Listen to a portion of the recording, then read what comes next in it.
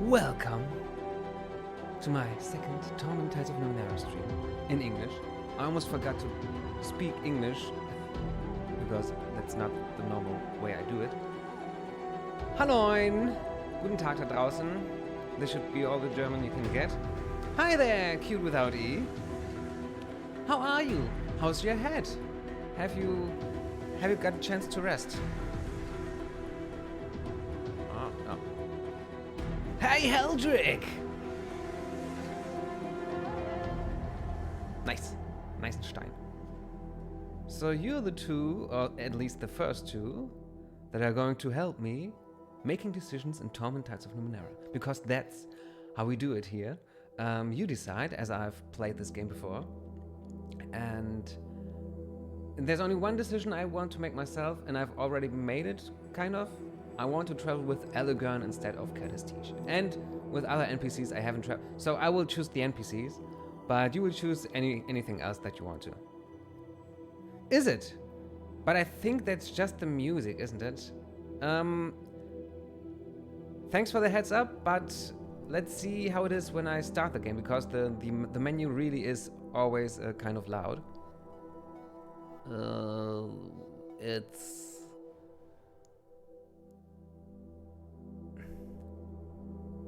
How come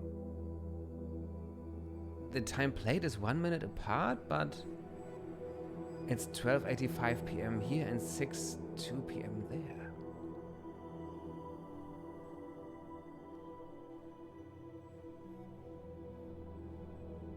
Because it's 2 different days? What? I don't get it. Maybe I've no idea. Just wait a minute.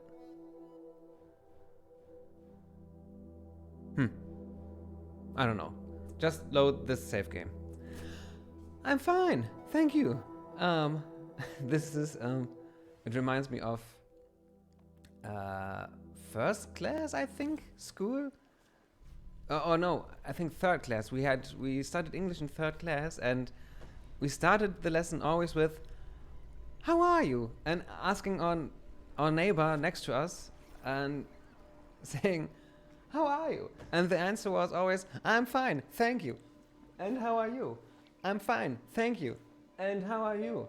And to this day, I don't know what this was supposed to accomplish, because you didn't think about what you said, you just said it. Yeah. But I am fine, thank you. And how are you? I see there's still this mic shadow on me. And maybe you noticed.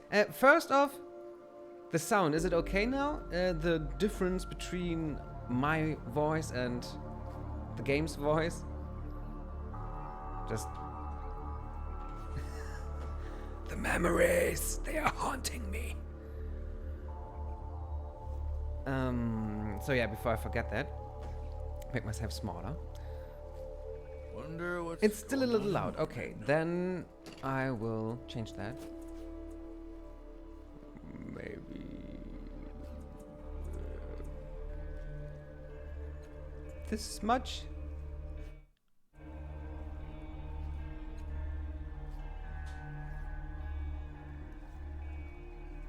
%? More? Less? Talk to me, gals. 70 is fine. Okie dokie. But fine, I come on, let's just say 66. 2/3. So, maybe you noticed, but I don't think you did, because it's a small little detail. Too small for the human eye. I'm playing without headphones this time, because I noticed I have to hear myself talking, otherwise after I watched my recording of the last stream, you can do better, Feuerglatze. That's what I thought. You can do better, and that's why I'm playing without headphones. So I hope you won't hear my speakers, but I can barely hear them, so maybe that's fine. So if you hear some kind of weird Kind of nice. Relaxing. Double audio shizzle, then please tell me. If not, then don't, because then there's nothing to tell. So, small little, previously on Torment, Tides of Numenera, we are this guy, the last cast-off, and we fell down from the sky into this hole, destroying everything there is in there, and there's a resonance chamber, and we need that to put together our memories and maybe even, I don't know, our soul or some part of us. And so we are the last cast off. Why is that our name? Let's get moving. It's because we're doing it now. cast off from the changing guard. The changing guard always chooses another vessel or makes another vessel to put his consciousness into, and or her, we don't really know the gender of the changing guard, but when he leaves this vessel, another consciousness fills it, and this is who we are. We are one of the last cast-offs. There are many cast-offs, and Aligern talked to the real changing god previously, so he knows a little about him. Yeah. And this is pretty much the most important things that happened. Our mind was invaded by the sorrow. That's maybe important too. That's one of the first things that happened. Otherwise, we just stepped out of here, interacted with everything here, not important to the story, and now we are going to step right into Sargus Cliffs, the city we landed in. Ooh, what are you saying? My English teacher gave us all equivalent English names. Of course, I almost got into a fist fight with another pupil because both of us wanted to be named Harry. Henry, I remember Henry. I think Kolja Steyer in my class was Henry. So no relation to the real name, but all of us also got, I think I think it was Sam, because I just liked the name. It was short and simple, and I'm a short and simple man. Well, I don't think I'm that simple now that I think about it. But, yeah. I was Sam, I think. Cute without D. Did you get an English name? On it. So, meet Sargus Cliffs.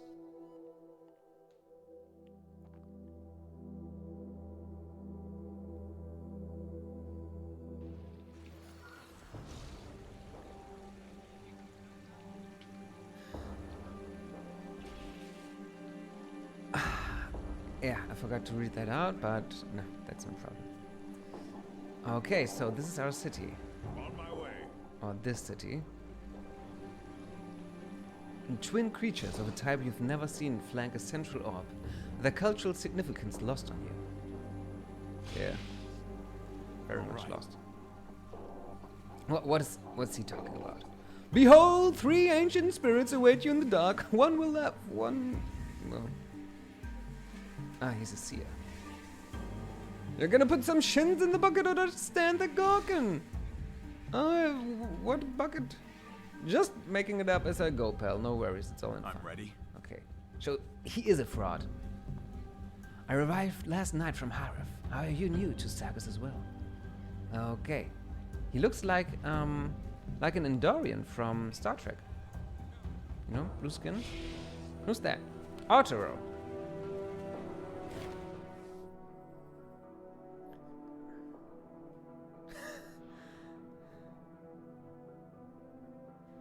Ooh, you had staged weddings in kindergarten? No, I didn't either, but I know my last year in kindergarten, I was, so grown up that a girl and me, we were the kindergarten grandparents. Yeah, and we joked about that, but it was all fine. But we never had a staged wedding. Wind spins of the distant sea, sweeping between you and the boy, whistling up toward the peaks of Sargus cliffs. He glances at you, then at the crowds in the plaza beyond. He appears to be looking for someone. Saw you wandering down in the reef, he says. Did you get to that star before the others did? Guess not. That ain't the face that's found a good pick. That ain't a face. Don't be rude, boy. There's nothing to find out there. Well, I don't think that's smart to say. 3? I'm for 3.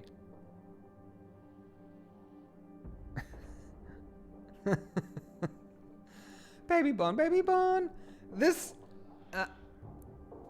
I'm glad you mentioned that, because Kitty Cat and I yesterday watched Togo Plus, Togolino. I don't know how it's called right now, but you know what was Super RTL before? A children's station, TV channel. And they haven't come up with anything new but dolls and, well, little pets like cats or dogs that can pee and or poop. That's just the hit. It was when I was young, and it still is, and they've got no new ideas. I think the dog was called... Oh no, it wasn't just a dog. There were many different animals. It was... they were called, I think, poopalots. Poopalots. You can buy poopalots, and you can feed them with some brown little... It looks like shit already. And you can feed them and walk with them, and I don't know when they will drop what looks like shit already. And yeah, well, you know, they've done their business. I mean, peeing is important. You can't deny that. A lot of people went looking for the star, did they? No, not too many. Gotta be a cocker to go down to the reef. That place is haunted. Blue Tide raised a tiny mound. Blue Tide means wisdom and stuff. We want intelligence. But despite his hard words, his eyes settle on yours, studying, deciding. His mouth settles into an irritated line. Look, he says, running a hand over his stubbled scalp.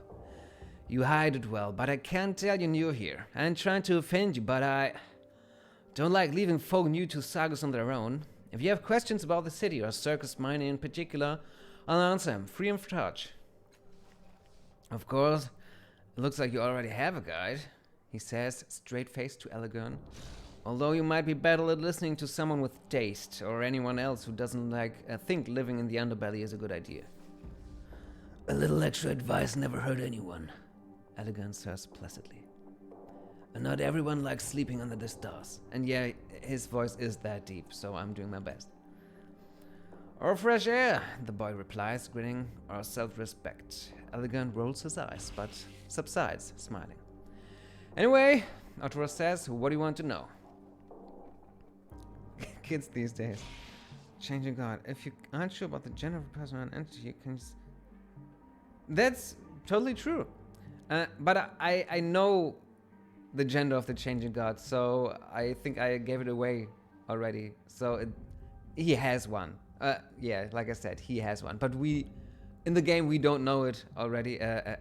But yeah, and I learned that in the Numenera core books, the rule books. They also use they and them. And Talia was asking me why they wrote it like this. And her question was, are they like Celestige? You know, like only you know that cute without E. The different character we left behind, who's, well, many different people, and they're all surrounding her. But no, they're. But I think I think it's great that there's this opportunity, but like with Talea, sometimes it causes confusion. I think we still have to find something better. It's a start, but there's got to be some other way. What do you want to know? Do you live here? Not really. Walls are nice, but they keep you in one place. I like to move around, explore. You don't have a home? Don't need one. I carry my life with me. I'm looking for the cult of I'll the remember changing that. guard. Well, you're not going to be able to miss them, he says, smirking. They camped around that weird clock on the other side of the square. What do you want to with those carcass anyway? They owe you something? Yes, I'm the changing guard. No.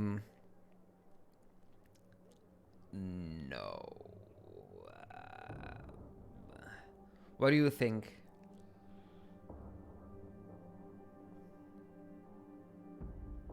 Two? Why not? I mean, that's innocent enough. I'll say that. Fair enough. Even carcass get it right sometimes. So we're in Circus Minor now. Yeah, the heart of the city. The levies and politicians will tell you the government square is the center of Circus Cliffs, but they are not thinking right. When folk come to Circus Cliffs, to Circus, they come here. They talk and trade, flirt and fight, tell stories. Everyone who comes here lives different. Anyway, what do you want to know? So these are the questions about Circus Cliffs. About Circus Minor.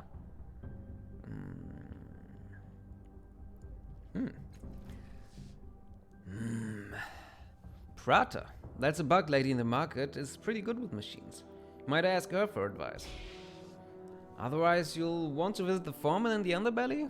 They might be able to fix it if they can stop fighting long enough. Who should I speak to in the marketplace about fixing complex machinery? Yeah. Try Prata, the bug lady. She's right over there. Blue merchant. Okay. Or maybe the foreman down in the underbelly.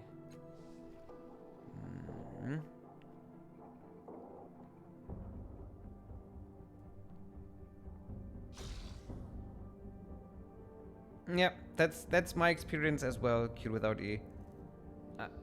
I think it still doesn't... I still have to sometimes to just turn the cogs a little and then I get it, but especially when there are talking about plural things, it's harder to work through than it has to be. I'm not saying they should use he or she, but I'm just saying maybe in a few years we just have a new word.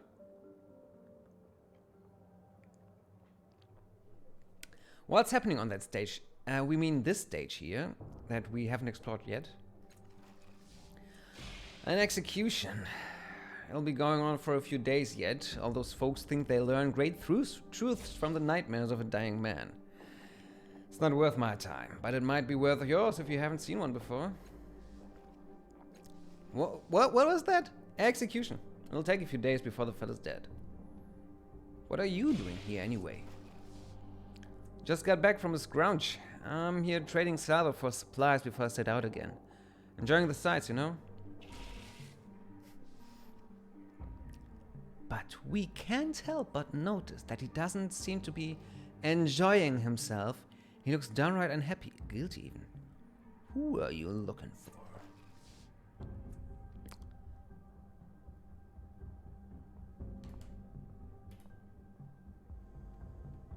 What? I think my boxes are... Wait, my speakers are broken. Nice. Okay, so I think I'll switch to to headphones anyway. Did you hear that? I'll show you again. Yeah. This never happened before. Only when there's a smartphone around.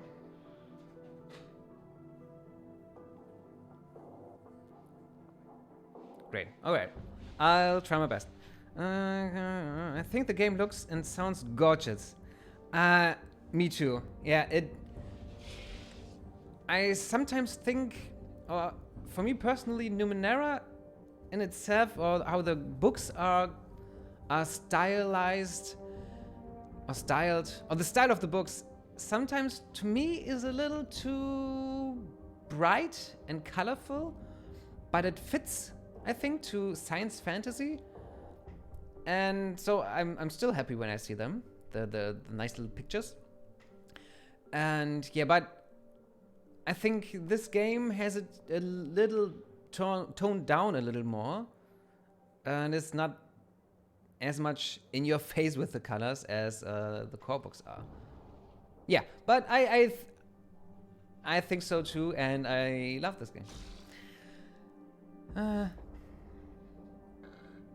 I'm sorry. A girl I met a while back. She was new in town like you. I'm just wondering what happened to her, if she's okay.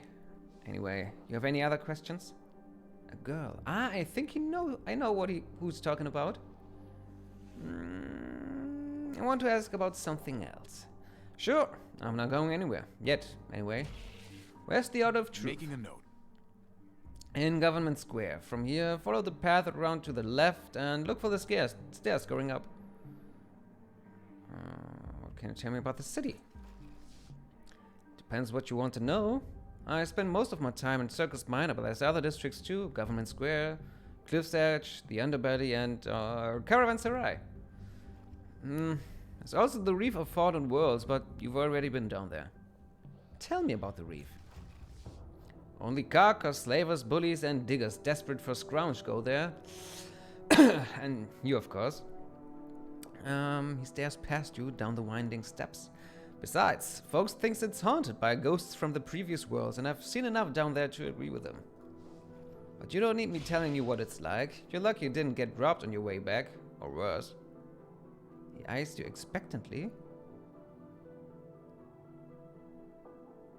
Should we tell him about Koro, who tried to rob us on the way up, but we bluffed our way past him? He seems, I think, not too nice, but just nice. So I would trust him with the truth. Yeah, I see it the same way, Cute Without E. Heldrick, what do you say? Ah, you agree. So 3 against 0. Silver Tide raised a tiny mound. Silver means we are quite proud of ourselves, and just told him how good we are with bluffing our way past him. That's not easy. I got a good kicking from him for trying the same thing once. I want to know about Caravanserai. Yeah, I agree. He seems so. But does he only seem so, or is he? That's the port of Sargus. Any ship that can fly lands there, makes a trade, and takes off for foreign lands. Turns a scornful eye toward the distant flags on a high crag. Plenty to see right here in Sargus. Don't know why people insist on leaving. What is Cliff's Edge? A damn dangerous place to live, he says.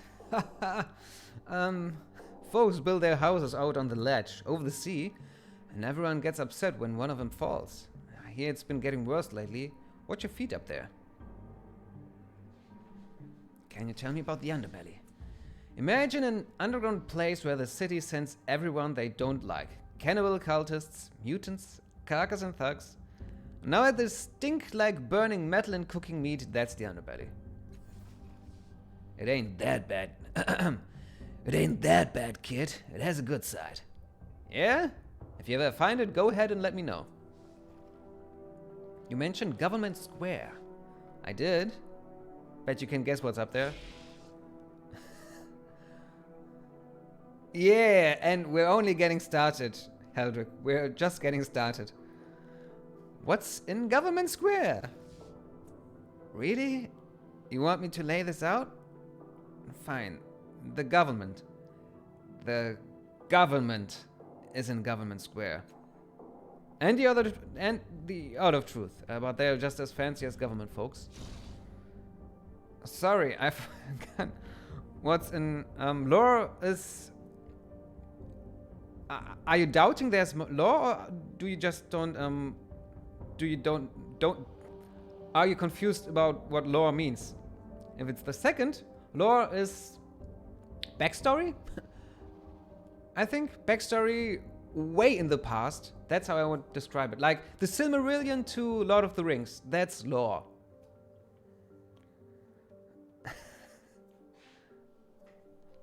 You're welcome. Sorry, I forgot what's in Government Square. Can you remind me? The government. Other things too, but mostly government. Annabelle again. I like that the answer is always a different one, so I just ask everything twice. Sure, let me summarize. Thugs, carcass, and stink. A place where crazy folks live. Oh, and it's a decent bar, if your tastes run that way. He didn't tell us about the bar before. Caravanserai? As the port of Sargus. Airships, gyrocopters, and the like. Reef of Fallen Worlds? It's the bedrock of Sargus and the haunted ruins of the prior worlds. Only crazy folks go there. And you, and you. I want to ask about something else. I think we ask everything there. We ask everything there. Again. I like it. You can always see if you ask it before by just looking at the last word. It's almost always again. That's usability right there. Well, no, we can't. Sorry. But he is useful, and yeah, he is nice. Where can I find a place to sleep around here? The cult of the Changing Guard might let you sleep in their camp, or you can try Tranquility's Rest in Caravanserai. What was that? The cult of the Changing Guard in Circus Minor, or Tranquility's Rest in Caravanserai. Farewell. See you around. See ya. You still don't have anything. Every prophet's got to eat. How's about a little donation, eh? Go. These the blue? No. They don't look blue, do they? What he was... Who he was talking about? Oh, no Otero for us. Okay, well, just forgot. Books and scrolls line shelves extending into the depths of the store. It is obvious that these are true lovers of the written word. From a distance, these books and scrolls appear to be haphazardly piled together, but closer up small plaques with categories inscribed on them reveal an order to the seeming chaos.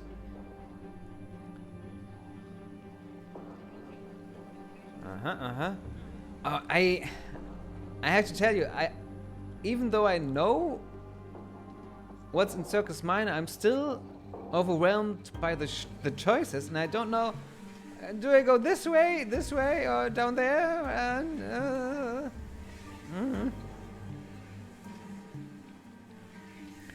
And maybe. Well, we will get something better.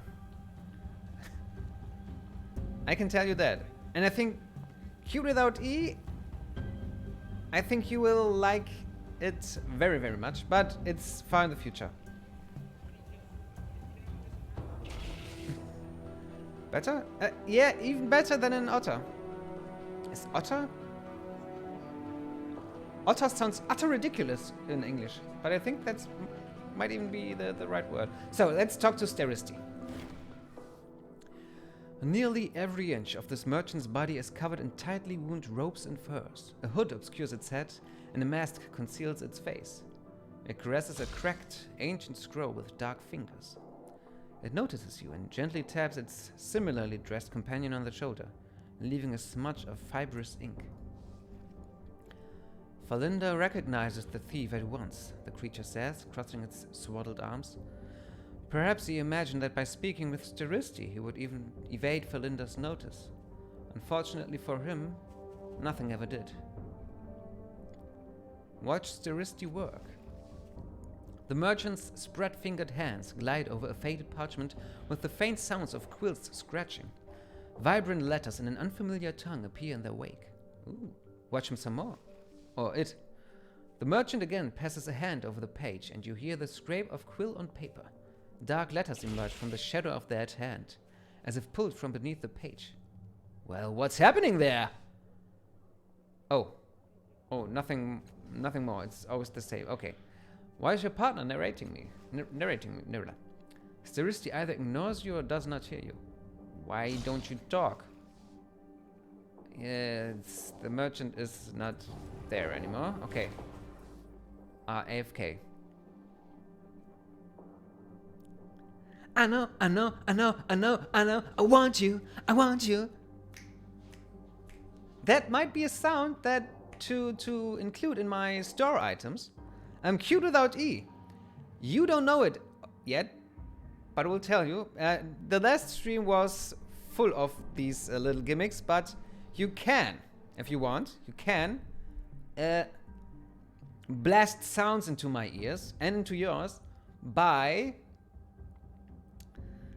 Heldrick, can you Heldrick, can you send her the link where with the store items, just so she knows that you get Fünkchen by watching my stream, and you can spend these Fünkchen to redeem sounds, and it's funny. Yeah, that's all there is to it. They are all similar to the Flämmchen you see in your chat, the flames with the eyes, and what you can use them for, you see right there, but the Fünkchen are for sounds. Alright. So you're saving. Okay. We saw that already. This doesn't stop you from noticing that it is apparently furious with you, trembling. It bats at its similarly dressed companion. Both of them turn impassive masks back to you. Neither Falinda nor Steristi could believe it, but the thief had come back. Had he come in shame, ready to return what he had taken? No. His hands were empty, his expression baffled. Perhaps the thief had simply forgotten to return what he had borrowed, but this made him no less a thief.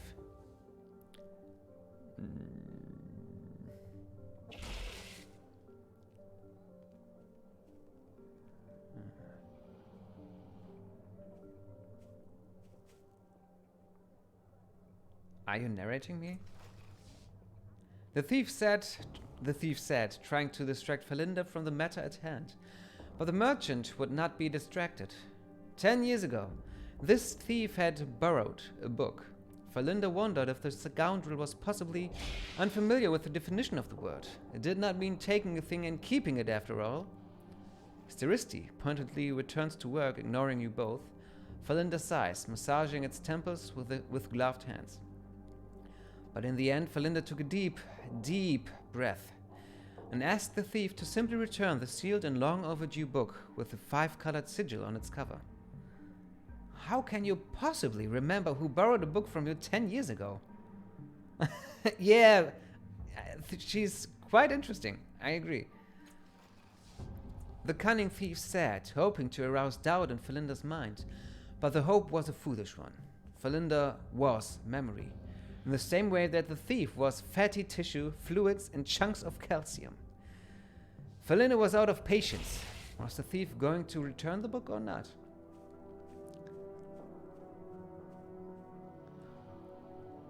Do we promise, or do we just tell yes? I won't choose 3. I'm not that kind of player.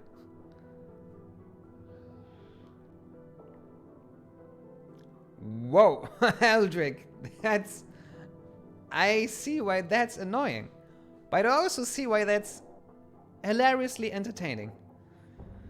Okay. Ooh, so I guess I'm the Zünglein on the Waage.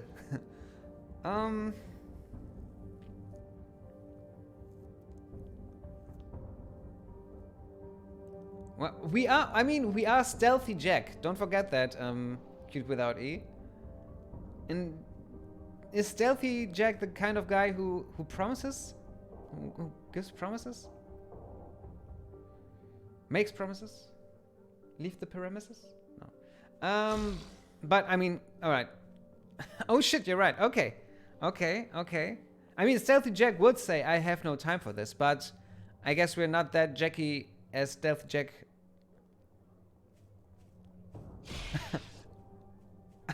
Okay, okay. After all this, I'll just choose one. Ooh, the gold tide raised a tiny amount. Gold is, I mean, I think it's compassion, selflessness, being a hero. And I still don't know what's indigo, but they go together quite often.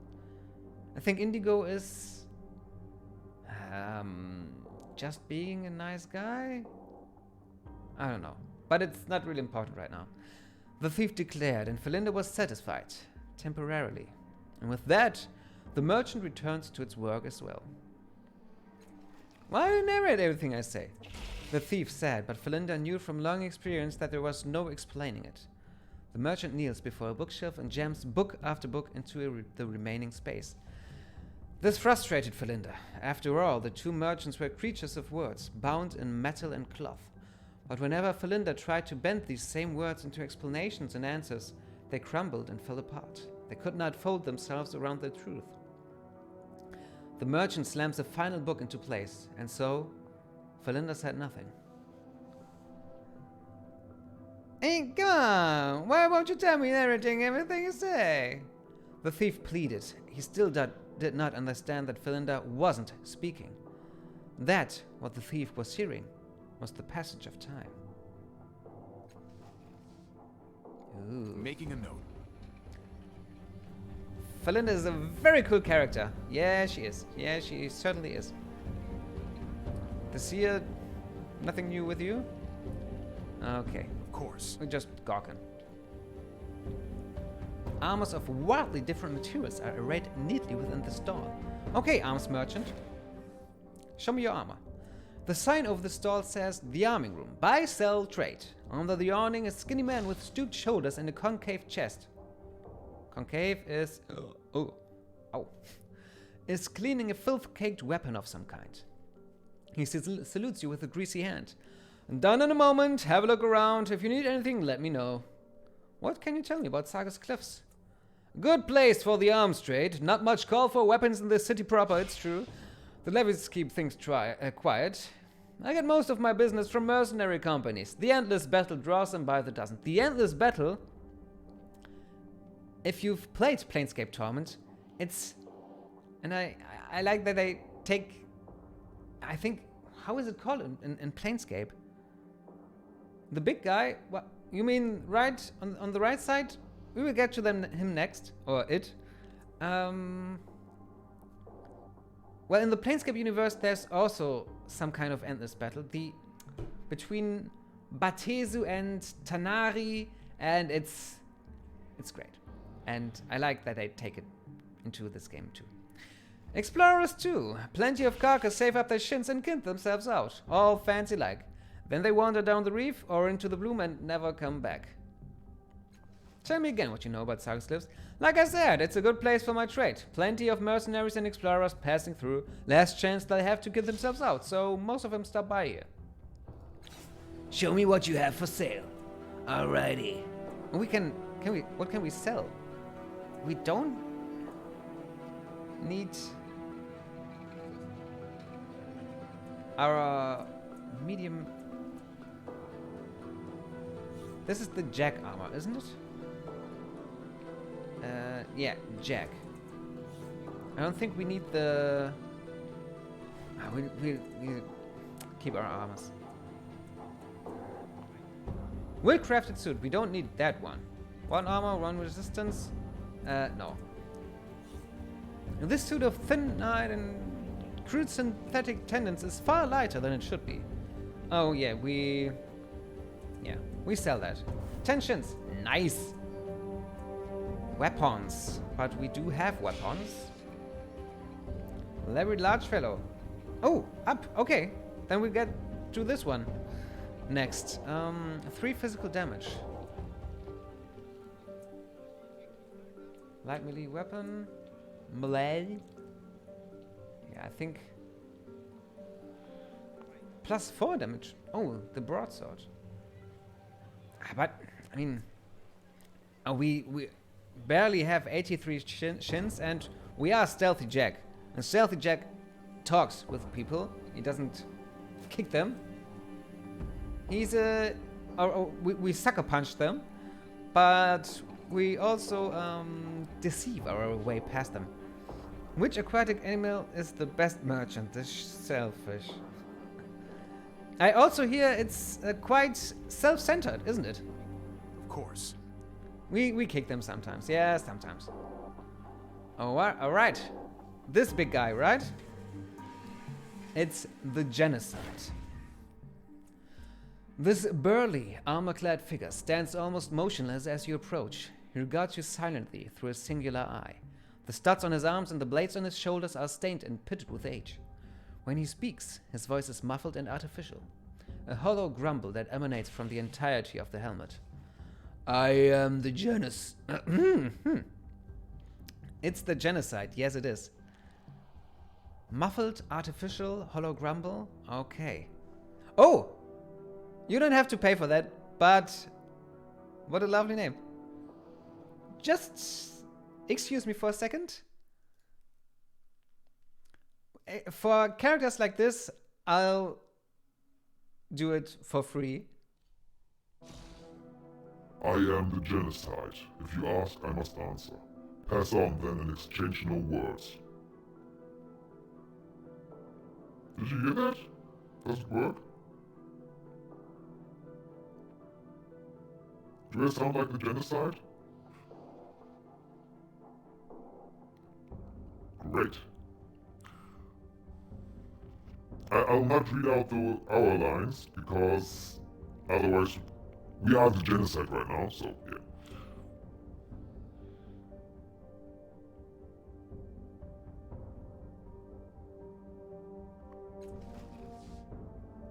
I am a blade that cannot cut, a weapon that cannot strike, a living monument to failure. I was Augesti Telco too, the firm hand of tradition. They called me one of the Black Three. Enemies did not understand us. They took my name to mean death in a dozen extinct tongues. Called me Orphan Maker, Hope Smasher, Death's Child. My armies blackened the earth and the skies. My draggers scoured the land. Domination was my duty. If they had known, if they had welcomed us, they might have been our thralls. Instead, they became dust. All this, it was to have been mine in stewardship for the future of my people. It was promised, but now... Now I am the Genocide, a relict, the last of my kind. Wasser ist Leben.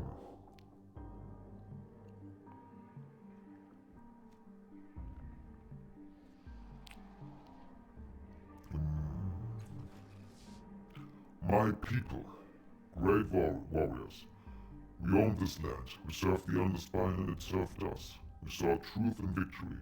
We ascended to Epiphany. We were pure, incorruptible, indivisible even in disunity. We found strength in one another and proved it with bloody blades, but we fell. And the Underspine fell, and so, too late, we learned a new truth. But I carry the old ways as a seed within my heart.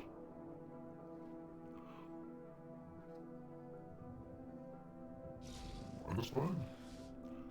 Our slave, our god, our prize. It kept us holy, kept us pure and unchanging, anchored to a fixed point. The world turned around us, but we remained constant. When the world brought inconstancy, we fed it blood. The Unspine was our soul, our confessor. We knew clean, hard rapture from it. We knew our path. It gave us the words of the ancient Tabat, and our path was rigid and unbending. Absolute.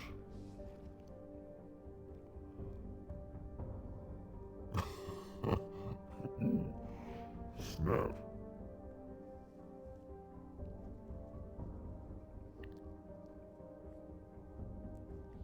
It's a very diverse cast, yes.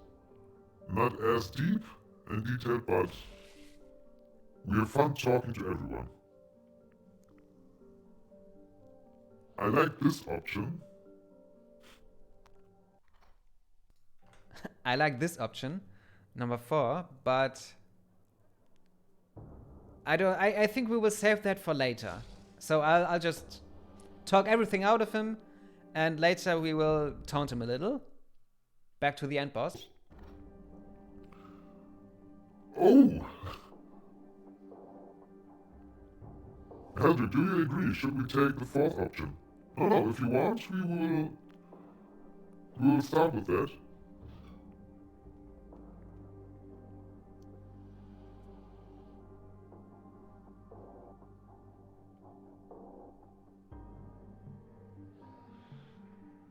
Okay. Sorry, Q without E, but we will get to that. You would not understand. It was a machine. It was a stone, it was a cavern, it was a city. It was the direct voice of our ancestors. It spoke in our heads and in our ears and in our hearts. We heard its voice in our crutches, in our daily instructions. Our God was true and strong and singular, not the fickle and inconstant things of the modern day.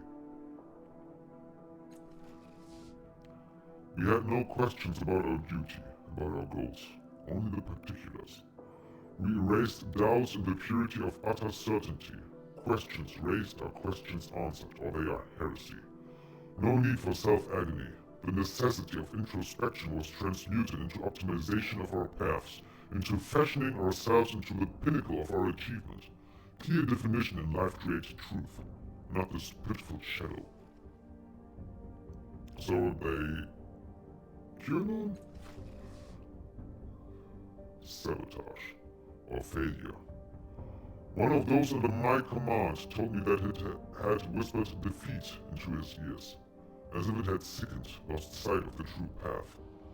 Given the question, the Underspine denied this. My soldier was cast out and I suffered the barb of his doubt. It was later, years later, that the Underspine broke. After our failure. And I have never been sure if the seeds for our defeat were planted in those days. The nano who captured me, who nailed me to time, he used the Mind Seer to ferret out the Underspine's location. I do not know if he ever found it in the world. He raped Genocide from me and marked me with his sobriquet. I was not to blame. I will stand before the Underspine and swear my innocence.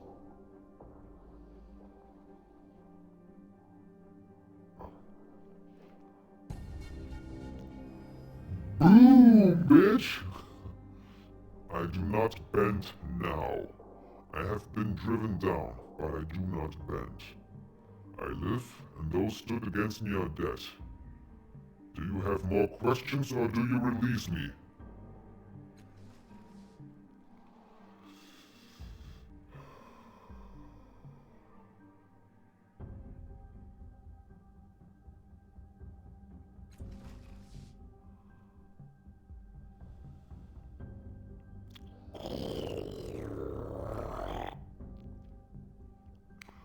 We sat at the river's edge, and we wept for the time that was. We saw nothing more to conquer, and yet our fear still drove us.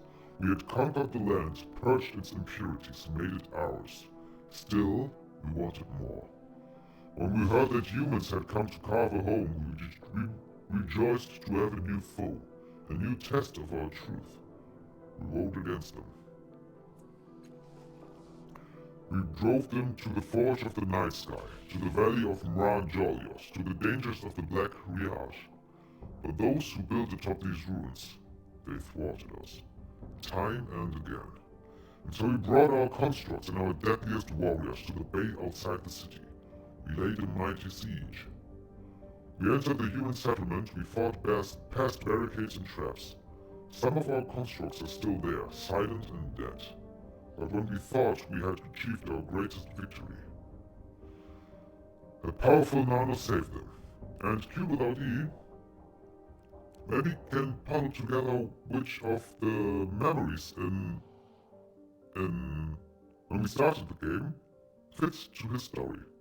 There's a connection.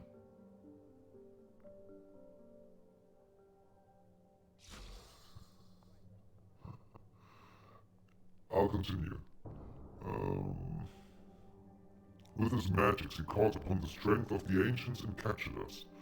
I thought my life was at an end, but he imprisoned me in slow time. trapped me in my body, used machines to paralyze my will. I still remember our glories, and I see the faded future in front of me, and I am powerless to act. The memories of our triumphs remain always at the forefront of my mind, and I must answer the mocking questions of these people or suffer.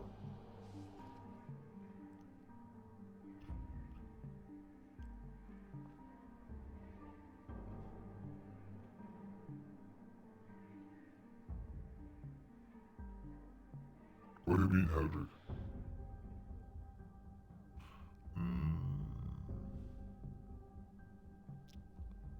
What about the Nano? The Genocide, he found old knowledge and made it his own. He created defenses that we could not penetrate. Most telling, most effective, the shield generators.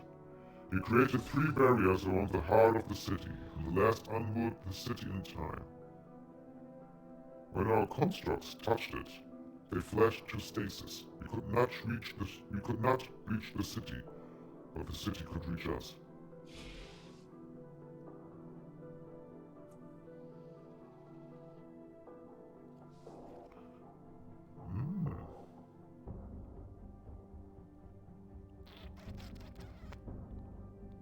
Memory time!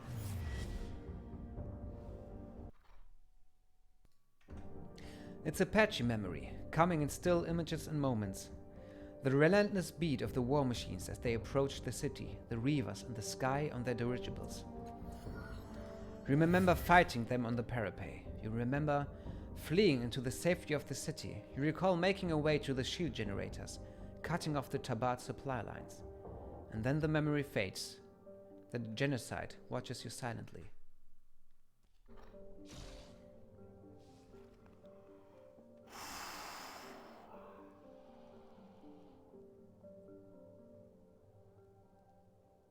Again, maybe we... Ooh. I am not required to speak of him again to you. The compulsion has been satisfied. Ogesti Telkotu, a mockery they call the Genocide, a living relic of the Tybir.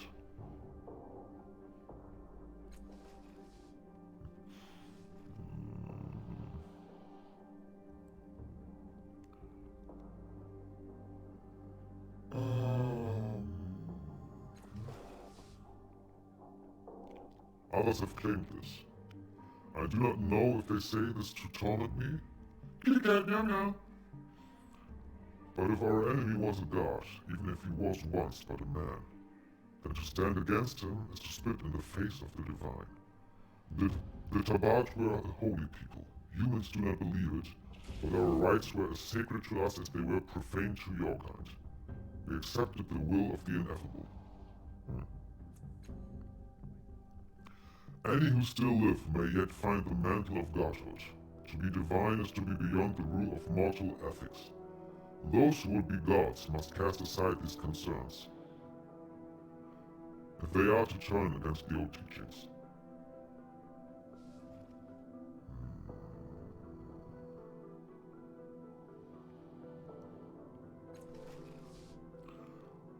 The Nana who raised the city's shields created a device.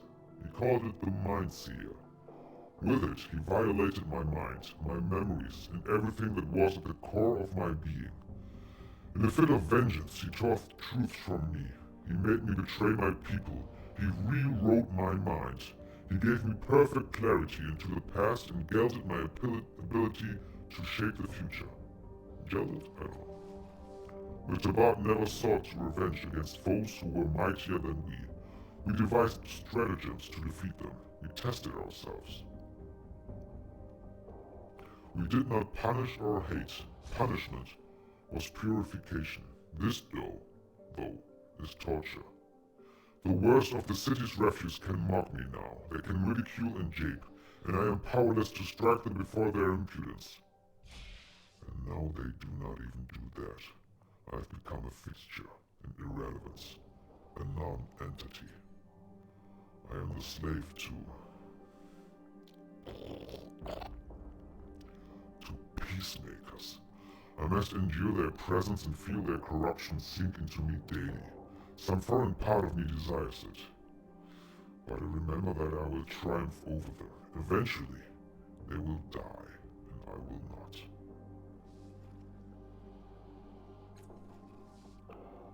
I know of no others, and Kalagat Anvor, he who shares truth and understanding, is dead. Was to lay low, the blinding light of reason was destroyed. The Underspine has fallen, my people are destroyed utterly, and our servant God speaks to us no longer. The clean lines of order and the glory of battle have forsaken us. The rest are dust. We rose against a superior foe and we were outmatched. Only I remain to tell the story of the Tabat. Hey, Cray! Oh, Cray, thank you very much for following me.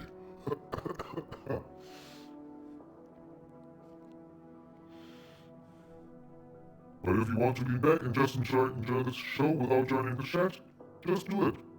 I just thank you, and now you can be on your own again if you want.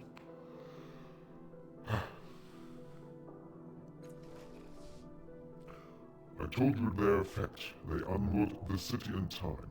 They severed our supply lines. They left us vulnerable and defeated us. The Underspine's strategy failed us. I began to doubt. The generators are unused, abandoned, their purpose forgotten.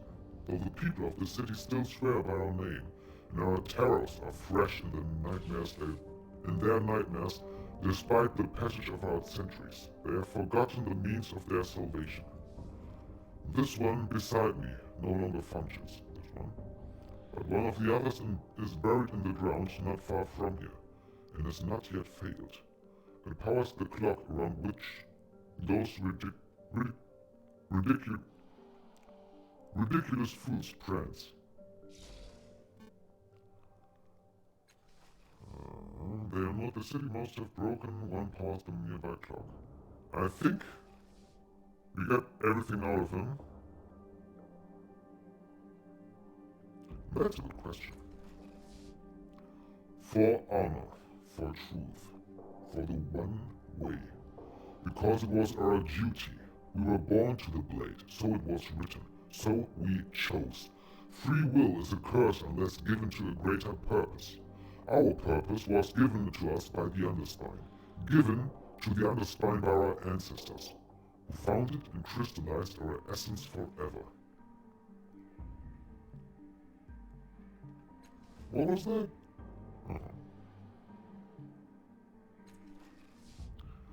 Kalagat Anvor, the strongest mind of the Black Three.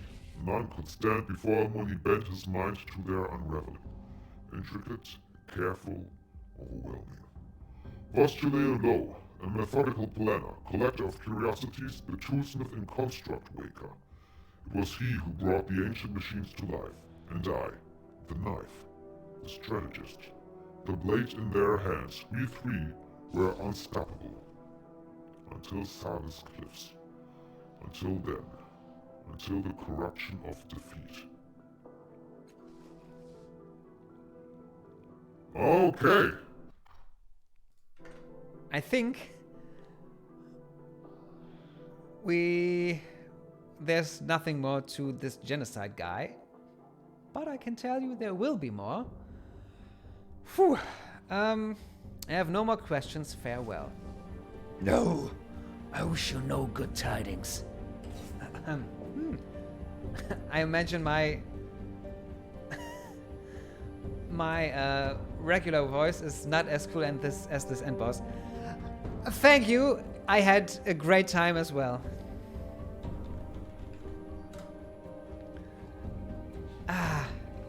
He is very interesting.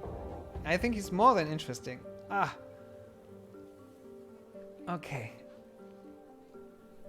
So it's just so you know, we also, apart from the end boss, we also have the chipmunk voice. If we... but I don't think we will. If you talk to someone with a very, very high voice, we can use the chipmunk filter. Or the blind filter if we talk to someone like that. But I don't think we will. And the first contact. Maybe this will come in handy if you talk to machines or something like that. But I'll return to my normal mic. So, Pee pause. Pee break. Ah, yeah. Me too. So, be right back. This was on the second cute without E. That I think my bladder at least called attention to itself. So, be right back. Short pee break. See you soon. Welcome back, welcome back, welcome back. Welcome back. Ooh, what happened to the light? Oh no, it's stream, I think. Everything's fine. My stream quality is just, well, it's just my smartphone, so who cares? It's just there for the chat. So, Q without E, Heldrick, are you back yet? If not, I think I'll continue anyway. Phew. So, we can. Let's interact. Yes, you're back. Nice. Let's interact with this pile of rocks. A jumble of boulders and debris lies at the foot of the surrounding cliffside. The broken remains of ancient devices lie amongst the fallen stone, while off to one side, a metallic canister sticks out of the top of the pile. It appears mostly intact.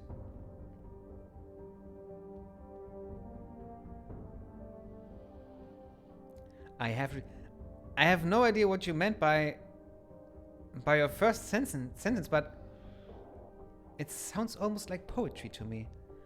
Shared light is half light. I don't get it, but it sounds nice. Meow meow, cutie cat is here. Whoop whoop. So let's examine everything. The canister. Leaning over, you notice that the container is hollow, with an opening in the top providing full access to the interior. A quick glance reveals that it is empty. While most of the canister is relatively intact, a small part of its exterior wall has been pried open, exposing delicate mechanisms. Oof. Examine the rocks. You notice a slight gleam as the light hits some of the rocks at just the right angle. You lean closer. Tiny mechanical devices are embedded in the rock. A quick search of the rest of the pile reveals that only a small percentage of the rocks are more than they appear. Huh.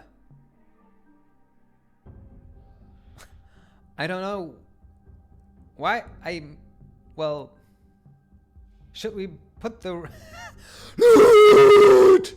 Oh god, sorry. I'm sorry about your ears. The next time I say something. Just a minute.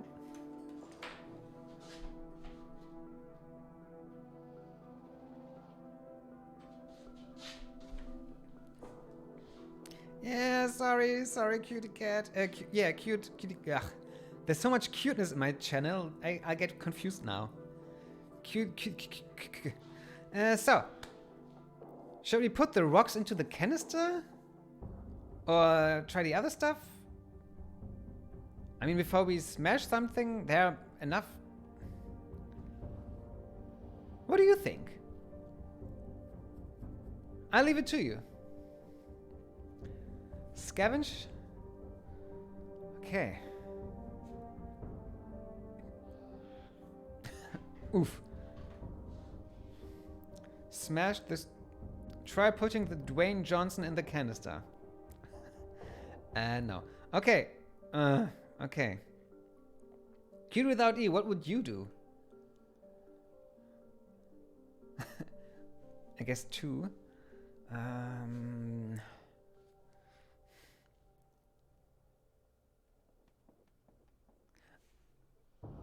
Yeah, you said scavenge, but Heldrick said putting... I meant cutie cat Tsitsi. You see? Too much cuteness.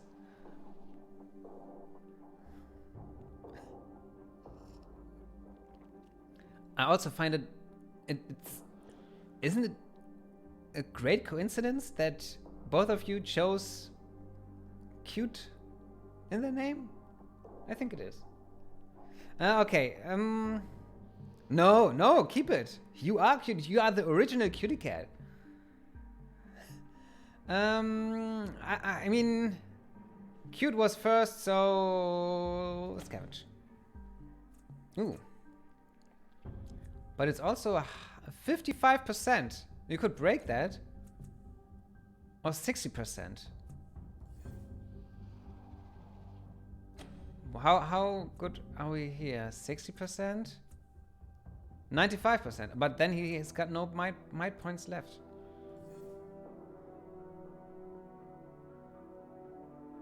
I guess I'll try what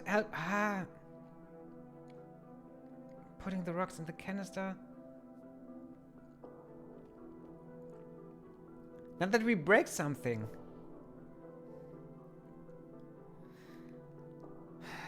Okay, I'll flip a coin. It's...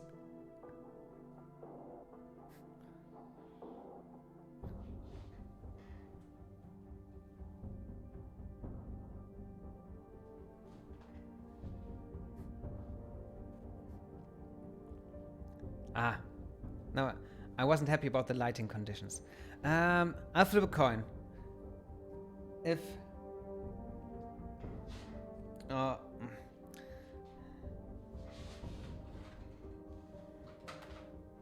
So, just for me. Cute without E or Heldrick's decision? Heldrick's. Try putting rocks in the canister. That's a gothic quote. You scoop up a handful of the smaller rocks and start placing them in the canister. As you place some of the rocks, the container beeps. Through trial and error, you discover that it only does this for the stones containing devices. You empty the canister and make sure to only place stones with devices into it. Just as you run out of such stones, a low tone sounds and two small buttons extend from the exterior of the canister about half a finger's width. Upon reaching full extension, the buttons light up, one with an aqua-colored light and another with a golden light.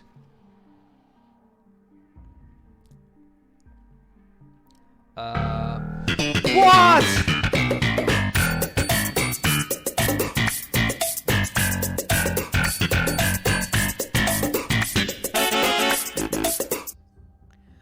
Whew. Did you feel it was way too loud as well?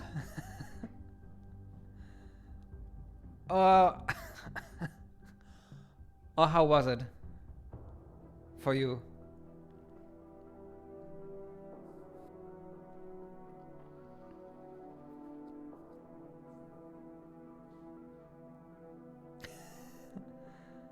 Too loud, okay. I'll change that later. Phew. Yeah, what's the light situation? That's me. So, aqua button, gold button, smash the stones to extract what you can.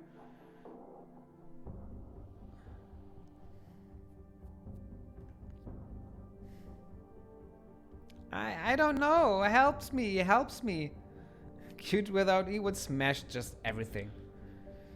I mean, it's almost as good a choice because we have no clue what aqua or gold buttons will do. Ah!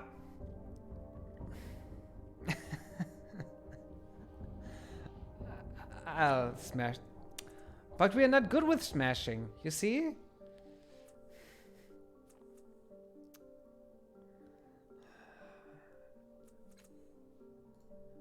But when it's that hard, maybe it's the right choice? I'll smash stones. He smashes the stones for us. Come on, 55%. I don't know if we... Or 75%. No! Q without E. I'll smash it now. I'll smash it. Please, Aligern! Yes! Success! Remove the stones from the canister and set to work. Soon you have a tidy pile of components that should serve as shins. 71 shins. When you look back at the canister, like it's his name, You find that the buttons have lost their light and receded back into the device. Okay. Let's go. Just some Sure. shins. All right. Now we get to the more interesting option. This is the shield generator the Genocide was talking about. So Ready. let's interact. This machine towers above you like a dagger driven into the ground by a giant. It seems much older than the surrounding buildings. Your hands itch to touch the array of dark panels scattered around the machine, as though they have touched them before. Always examine first. Your hands slip over the cobbled together components and greasy cables, the buttons worn by frequent use. It is a strange accomplishment. This machine, clumsy but deft, amateurish but masterful. Only a brilliant mind could have melded so many disparate parts into a functional device. Unfamiliar memories whisper to you. This device was used, though you don't know how, to generate a field that unmoored everything within it from time itself. Wow. Your fingers scrape a rough patch. Lifting them, you see a circular symbol etched into the side like a maker's mark. Maybe like this symbol, or... A tangle of mismatched parts make up this once functional generator. Once again, you notice the circular symbol etched into the side like a maker's mark. Okay, let's try to remember stuff. Please, yo! Yes! You close your eyes to better concentrate, sinking into the currents of a memory that does not belong to you, or at least not to the body you are in. And you hear the thunderous heartbeat of the operational generator calling you from across centuries. You open cold, focused eyes, ignoring the screams, the drifting tangles of black smoke. Your attention is solely focused on the health of the machine's heartbeat. You reach into the hissing guts of the generator, adjusting and tuning, hoping. The heartbeat fades into the past. Your hand, your body's hand, rests on the rusty surface of the long-dead generator. Something new? No. Okay, I guess it's just... Sure. It was just a memory. Small vandalist phrases are etched into the lower portions of these statues. Declarations of love, defamatory attacks, and announcements of localized existence whispering in stone from across the centuries. To me, the sound is still a little too loud. Oh, I mean... Maybe just the music? Yeah. Yeah. Sure. Performer performs. Brace yourselves! Behold! Brace yourselves, child. I bet you make a lot of money off people.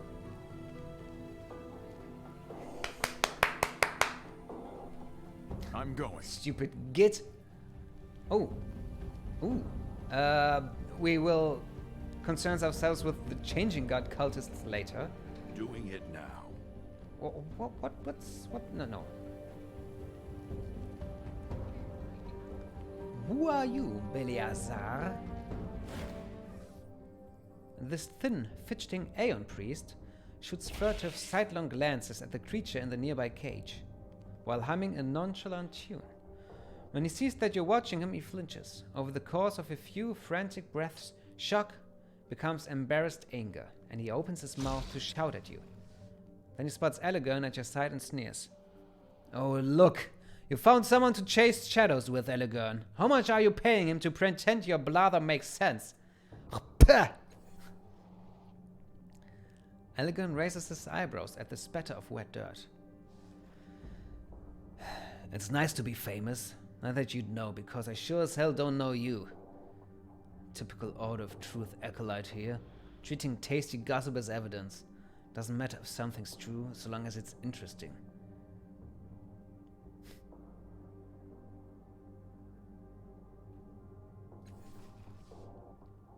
Aligern barks a laugh. Ha! Maybe. Most of them sure as hell aren't chasing the truth anymore. You turn back to Beleazar. The young priest is regarding both of you thoroughly. What do you know about the creature over there? What? Then he takes a breath and struggles to sound offhand. It's a who? It's an Ectameron, a biomechanical creature, an information gatherer, in fact. They're dangerous, though. You can only speak to them at night. During daylight, they'll attack without provocation. Attacks without thinking, huh? You're practically twins. More info? No? Certainly.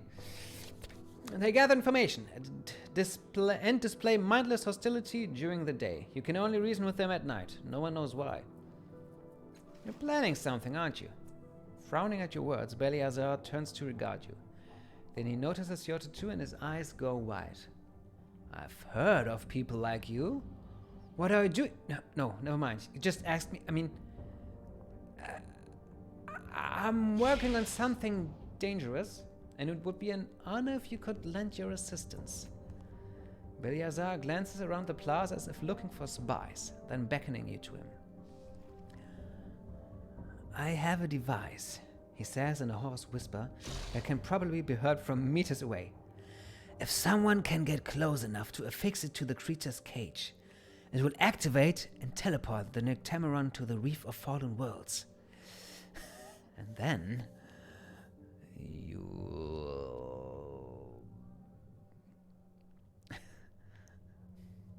See you later, cute without E. But maybe you're back again already? Because I've ignored the chat for some time now. You'll set it free, you'll kill it, you'll study it. This sounds dangerous. Thank you, Heldrick. In a manner of speaking, biomechanical organisms fascinate me, and Ectamerons doubly so. I've never gotten to examine one up close, so I want you to teleport the creature out of its cage, kill it, and bring me the memory organ. You want me to kill it for its brain? Isn't that murder? How does the teleportation device work? This sounds too easy. I just walk up, plant a device on the creature's cage, and activate it?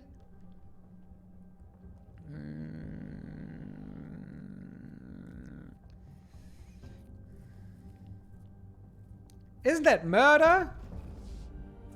Please. He rolls his eyes so hard you're surprised you can't hear them squeaking in their sockets. It's a machine. It's not alive. If it makes you feel better, you tell yourself you're deactivating a faulty device that will defend itself with lethal force. How does the teleportation device work? I'm not sure. My former colleague found it within the rusted caging of a war machine. I say former because when he activated it, he disappeared. We found his remains spread across the reef, as if he was hurled at the ground with great force. Now, you might be thinking the Ectameron will perish in the same manner, and it might, but I wouldn't count on it. The creature can float. Are you sure you don't know how it works? Not yet. All I know is that when it's activated, it teleports whatever is attached to it to the Reef of Fallen Worlds. This sounds too easy. If it were that easy, I would do it. But the creature's captors protect its cage and, well, they've already caught me once, but they won't be watching for you. Beleazar rubs the back of his hands across his mouth. Tell them you wish to see the beast and plant the device when they are not watching. And if you get caught, don't tell them I sent you. They said they'd lodge a complaint with the Order. Yeah, we'd hate to damage your career.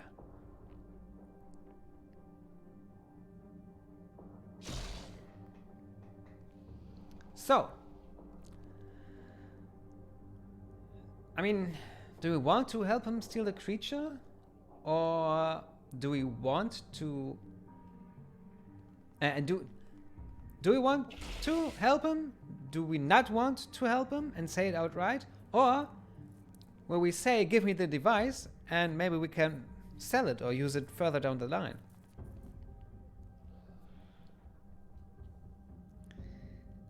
I tend to option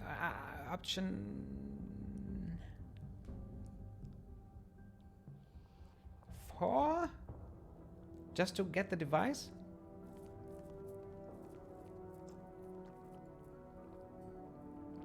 But that's also what I chose before in my first playthrough, so it might be interesting for me to choose number 3. And if you don't say, okay, Haldrick chooses 4. So if there aren't any other opinions on this matter, and there aren't, option 4 it is. I'll remember that. Here it is. Be very, very careful. I don't have another one. The teleport nodule. Beleazar gave you this small device to attach to the cage that holds the Nyctemeron. He promises that it will teleport the Nyctemeron to a place of his choosing, but will not work on anything else. Oh, fuck. Don't drop it. Okay. All right. That was Beleazar. Ooh, I totally forgot about him. This is Tybir.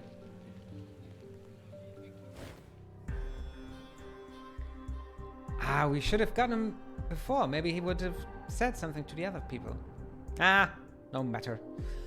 Pacing the edges of the crowd is a paunchy old soldier with a swaggering stride. At the moment, however, his jauntiness seems overshadowed by worry, and he alternates between watching the execution and searching the crowd as if looking for a miracle. Then his eyes light on you. I say, you look like someone who believes in justice. How'd you like to help a poor soul wrongfully condemned? What kind of help do you need? I don't need anything, but my friend there on the platform is dying. The nightmares his executioners have induced in him spill from him with every word he speaks and wrap around him like a snake. I know there are but a few strands around him now, but in a few days' time they'll choke the life out of him. I cannot imagine a more horrible way to die. Well, that's not true. I have an imagination that would shame a sailor. You'll need to be swift and willing to hold justice above law, but there is a way to save him, if you will hear me out.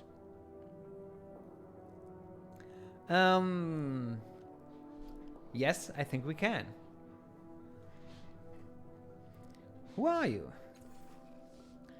Captain Lanchan Tybir, retired. Extremely retired. Once a soldier of fortune, now it's plaything. Riss is this fella here, who's dying. But my story can wait. Saving Riss's life comes first. Misunderstanding. Riss and I were hired to deliver some expensive brandy to an out-of-town buyer. He breathes a sigh, weighted with disgust and regret. Would you believe that the bottles were stuffed with state secrets? Riss was accused of selling information to the enemies of Sargus Cliffs. They called him a traitor. It was a travesty.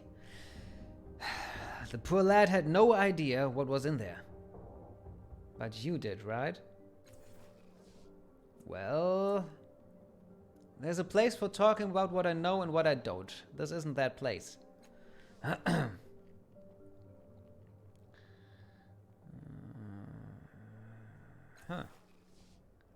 Luck? I was taking a piss when they came for him, went through the back window and scampered up to the roof. I watched poor Riss being led away from my hiding spot, swore I'd get him free. I hope it's a promise I can keep. Why am I helping him? Is friendship not reason enough? Actually, truth to tell, there's more to it than that. I'm partly to blame for him being up there, and guilt's a strong motivator, eh? There's more to it. Because he's my friend, and he's up there because I got him into this mess. He was caught with a crate of brandy full of state secrets, Sadly, the judge wouldn't listen to reason. Who are you again? Captain Lanchin Tybir, retired. Once a soldier, now a glorified odd jobs man. I want to talk to your friend. Are you mad? It's an execution. He's surrounded by levies. They won't let you near him, and even if they did, he's out of his head. You'll get nothing but gibberish from him. Still want to try. As you wish. Just don't say I didn't warn you. The levies are not to be trifled with. What's your plan? A simple one, but it requires nerve. Listen. It would be nothing for someone of your noble demeanor to masquerade as a city official and ask the council clerk for an archived copy of an old stay of execution. Once you have it, I'll write out a fresh one and add Riss's name. I will present it to the overseer here, and poor Riss will be set free. There you have it. A foolproof, risk-free plan.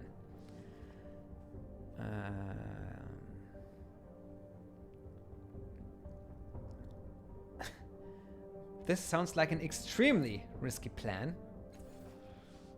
Nonsense! It couldn't be simpler. Just be calm, confident, and wear a winning smile. He gives you a winning smile. Where do I find the council clerk? He'd be in Government Square, of course. There's a podium outside the council tower. I can think of a time he wasn't there. What was that? Would it be simpler to talk to the crowd at the execution? Convince them to rise up and free Riss? Well, you're welcome to try, friend, but leave me out of it. Sagas Cliff's crowds are notoriously bloodthirsty, and the execution officials are not known for their sense of humor. You might regret it later, and you'd be alone when you did. All right, I'll help you. Excellent. And then you will need a proper story and the badge of office. Fortunately, I have the first, and you can buy the second from Sangolin, the clothing merchant in Government Square.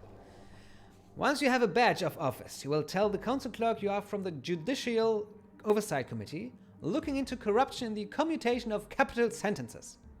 What? Okay. The stay you're asking for is that of a notorious gangster named Cole Cardin, who was mysteriously set free a few years ago. When you get Cole's stay of execution, I'll make a copy with Riss's name on it, and you can give it to the overseer, who will free him. You see? Simple. Now, if you'll let me join you, I'd be happy to show you around the city and help you with all this. Whatever else you have going. What do you say?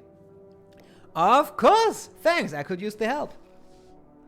It will be my pleasure. But let's hurry. There's not a moment to lose. Riss hasn't much time. Making a note. What's his voice like? Need me? Yes. Yes. Yes. Yes. What do you need? Okay, always a little...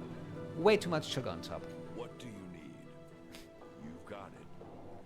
Okay, dokie. Just, saving. In the middle of the game. Why not? So... the ice. It creeps into everything. Our homes, our hearts, our heads, and I haven't read the rest of it. I think we get to all of this later, maybe? Yes. And... now. Prata. Otero was talking about her. The stall stands empty. Deep ruts and the layered rugs hint at heavy furniture, hastily moved when the last occupant vacated. All right. All right. Prata. In the shadows cast by the folds of this merchant's cowl, you glimpsed hints of verdant chitin. Chitin? Chitten? Verdant chitin? No. And amber mandibles erupting from pale human flesh. Ooh, she's an insect. Her... Coffee! Yeah. Thank you, cutie cat. Meow meow. Coffee is almost as good as life.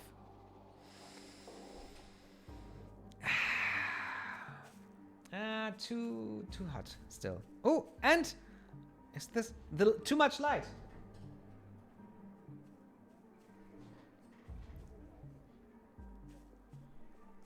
How's the light? Well, it didn't change at all. Can't get better. So, again, in the shadows cast by the folds of this merchant's cowl, you glimpse hints of verdant chitin and amber mandibles erupting from pale human flesh. Her voluminous robes cannot hide the fact that her movements are off, as if too many joints inhabit too little space. But her voice is warm, as a warm, tumbling flood of spoken thoughts and impulses. A fair afternoon to you, warm, isn't it? Something begins humming in one of her many pockets, and her brilliant, multifaceted eyes flicker toward an invisible point in the distance. Well, not as warm as it could be, but this is the warmest minute of the week by a considerable margin. She trails off, but the hum continues. Oh, you have one of those Oh, you have one of those tattoos too. Anyway, can I interest you in some prime artifacts? Dusty relics? Numenera of uncertain origin? Water is life, coffee is death? You heretic! Heldrick the heretic! No. Tea tastes like pea warm water. Coffee has taste, at least. Not your filthy black East Frisian tea. Arr! If anyone who drinks tea is watching now, I think they will leave. Tea is divine.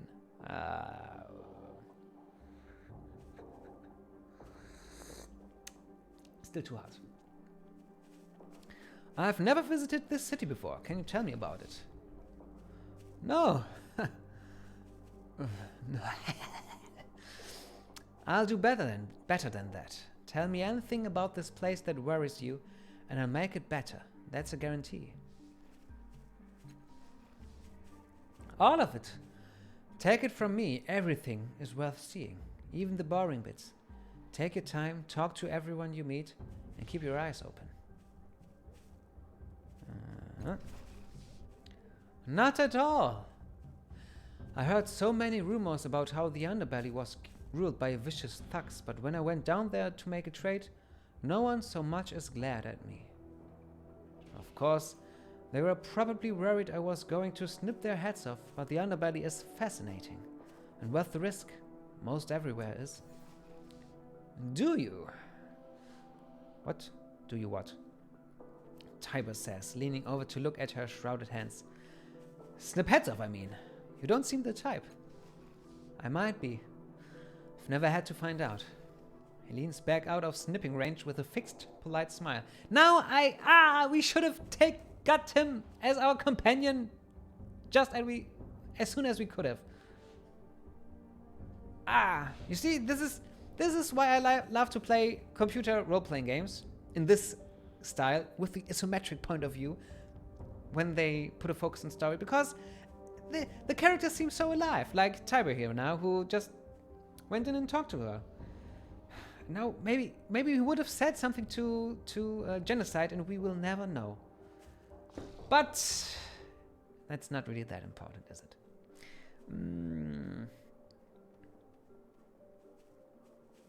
Discount?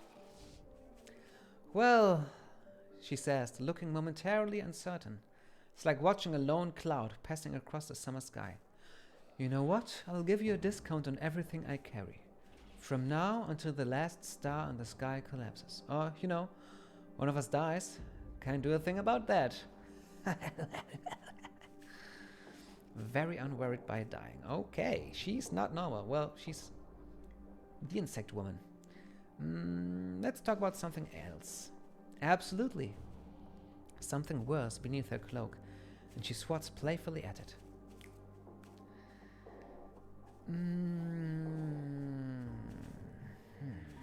Well, let's start at the top, I'd say. I know, isn't it fantastic? I think it might be caused by the intermingling fields of the Numenera I used to organize my thoughts, or the ones I'm selling. Maybe all of them. You never know how a variety of ciphers will interact with each other. They are such fun.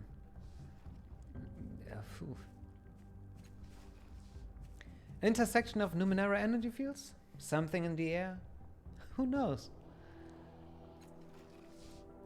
Oh, it's simple, sort of. Prata pulls 3 tiny Numenera from her ropes. A buzzing bird figurine, a green music box, and a circular spring.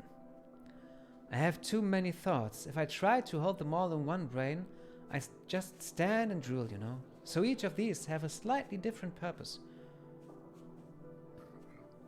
These are Denkarium in German in the Harry Potter books, and the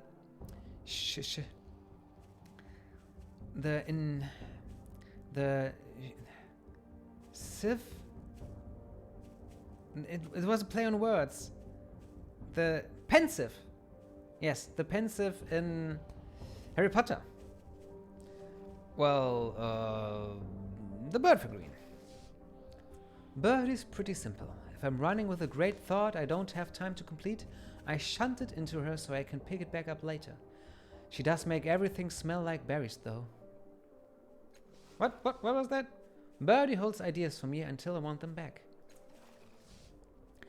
Jadebox is a tough old lady. If I'm rolling with a more complex line of thinking, I bring her up and she chomps the individual ideas and feeds them back to me. I try to use her as little as possible because she gives me headaches. No. What's the opposite? Headaches? Anyway, they're worse than headaches because you can't go around thinking everything's alright. It's bad for your health. Ah! Anyway, they are worse than headaches because you can't go around thinking everything's alright. It's bad for your health. Music box. What was that? Jadebox stores my thoughts, but also helps me process them. That's Rounder. Well, she's so imaginative with these names. She's a bit scary. I can shunt a bunch of thoughts into her, but she doesn't process them. She just gives them back to me, slightly changed, and infinitely better than when they went in. Prata leans in conspiratorially. I try not to use her much. It feels like cheating. I want to buy one! I hate to say no, but I've had them since I was little. They are practically family. Then let's talk about something else. Absolutely.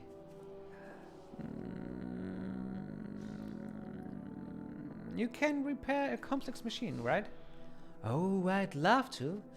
Complex machines are my favorite, but no, I shouldn't. I'm really behind on work orders this month. This may surprise you, but I'm very, very, very easily distracted. She shrugs beneath her ropes. You're better off with someone else, sorry. Are you sure you can't help fix me something? Quadruple sure, she says cheerfully. You said someone else had my tattoo. Who? Oh, right. A pale lady. She wanted me to fix an artifact of hers, but I couldn't make any sense of it. And that is rare, believe me. Cheers. Coffee. Coffee. Cutie cat, this isn't the Kaufland coffee, is it? If it is, it's... You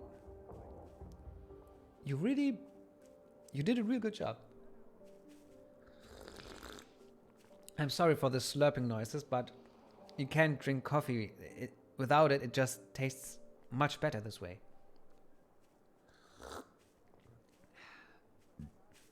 It is Kaufland. Well, great job. Kaufland. Prata size. I felt sorry for her, to tell you the truth. To tell you the truth. She seemed sad, like she'd lost something and was never going to... I read that already, didn't I? Finally what? You're back? Or what?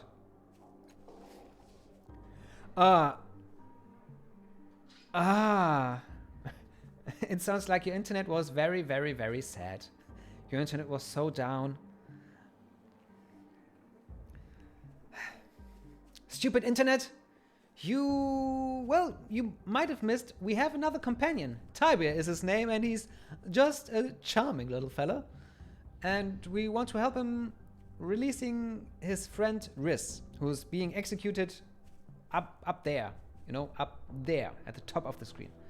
And now, right now, we're talking to Insect Woman, the one Otero told us about, and asked her if she could maybe repair our resonance chamber, but she can't because she's behind with her orders, so yeah, not much else. Pale Woman?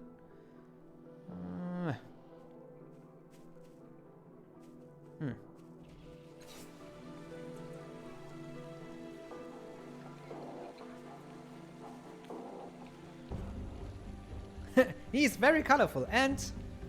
Nah, I won't spoil anything. But he's also colorful in character. So, this is what she has. A contingent subroutine. And even if I don't buy it, I just have to see what it is, because this is just the description text for crazy little items. So... Reading time! Spray flash. This tiny synth canister sprays a sticky, gelatinous... I read that already. To you. This, the illiterated force.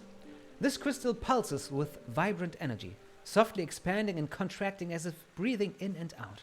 A needle protrudes from the crystal's center. If inserted into a vein, the crystal's pulsing energy can be absorbed to increase the user's physical stamina and muscle mass for a short time. These crystals are purified from a murky liquid found rarely in the Garavia Sound. Their origin... the Garavia Sound!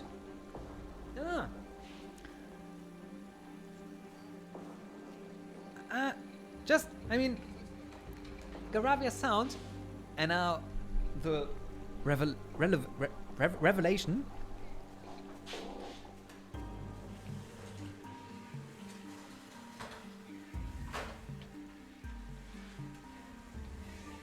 You can't see the map completely.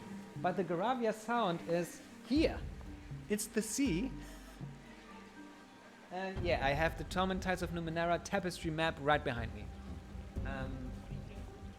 But enough of this.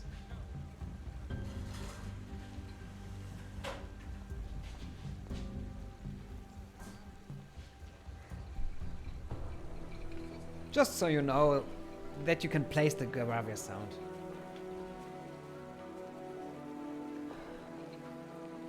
So did you switch places, cute without E, behind the scenes, or did you repair it in some other way? So Garavia Sound, their origin is unknown, and the process to harvest them without destroying the active substance is difficult, but the supply appears plentiful. Fleetfoot moss. This moss-covered pebble looks almost ordinary. I have to... You repaired it. Ooh. I didn't know you could do that. This moss-covered pebble looks almost ordinary, and if it were lying on the ground, it would be difficult to spot. But the moss shifts in unexpected ways, and the pebble vibrates as it does. If held against the skin, the moss latches on and is absorbed, providing powerful resuscitating energies. These pebbles are found by diving into the waters around Sargus cliffs, perhaps grown by an unknown interaction with the surrounding Numenera. Cheers. Oh, yeah, this really is the go-to fix-it when you're out of ideas. And it works, well, 50% of the time, I'd say. Cutie cat, if you're watching, more coffee. Please give me more coffee. I'm coffee like me have coffee. Okay. Encephalic rush. This pliable synth container is tightly sealed. Not tightly sealed. Tightly sealed. Holding a swirling purple gas. The purple substance! Meow meow, thank you. Ooh.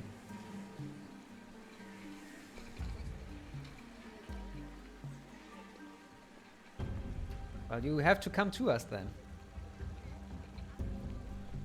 I mean, it's not far.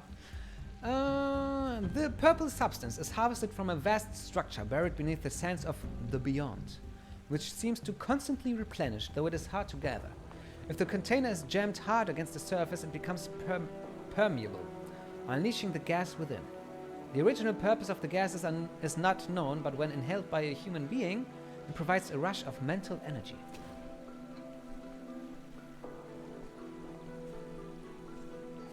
Or let someone make it for you. That's a good idea. The contingent subroutine cipher. Ooh, oh. That's not bad.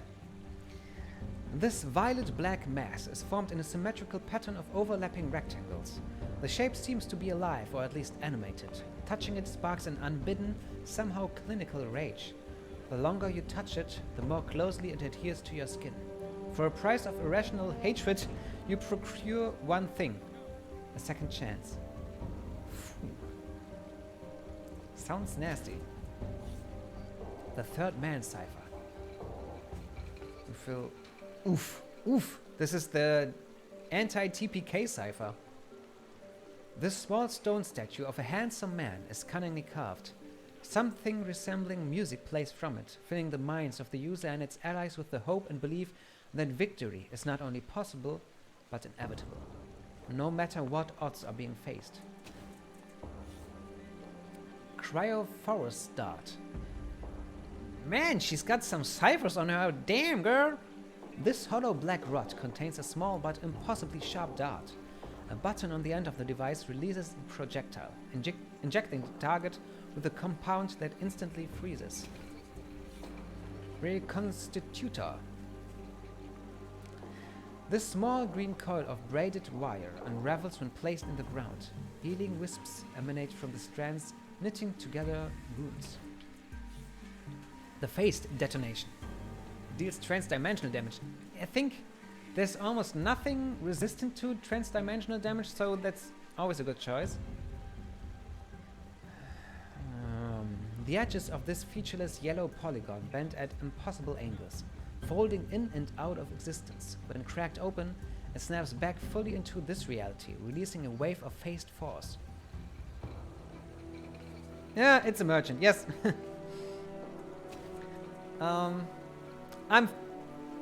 This is the last cipher. This small handheld device is a cylinder about the size of a pen and made of a smooth, unfamiliar material. It is covered in snake-like coils of thick cable. By pointing the cylinder at a living target and pressing a small button on its base, the user can bathe the target in greenish light. This leaves it disoriented and reduces its muscular flexibility for a time. However, the light also causes disjointed and disturbing images to flash through the mind of the user, possibly distracting her. Wow. I mean, and this is what I mean. It's just a random little cipher, and it's got a whole history of lore behind it. I love it. No, not load. What am I doing? Options. I want to... The sound effects are a little too loud right now, I think.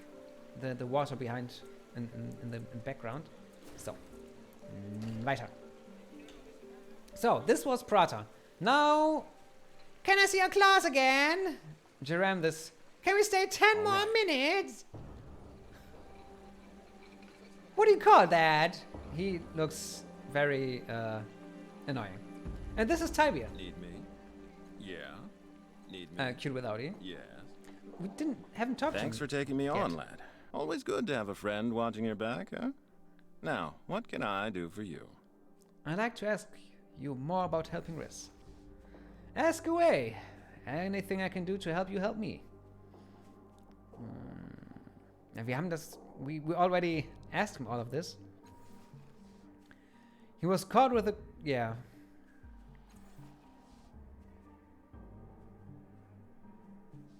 This is... He told us everything... All this before. Nothing new there. Tell me about yourself. Sure. So, you're a captain. Retired. I've been on my own, more or less, for a handful of decades now. Still, having a captaincy under your belt opens doors, lifts dresses, and drops trowels. So I tend to wave it around whenever I can. Cheers.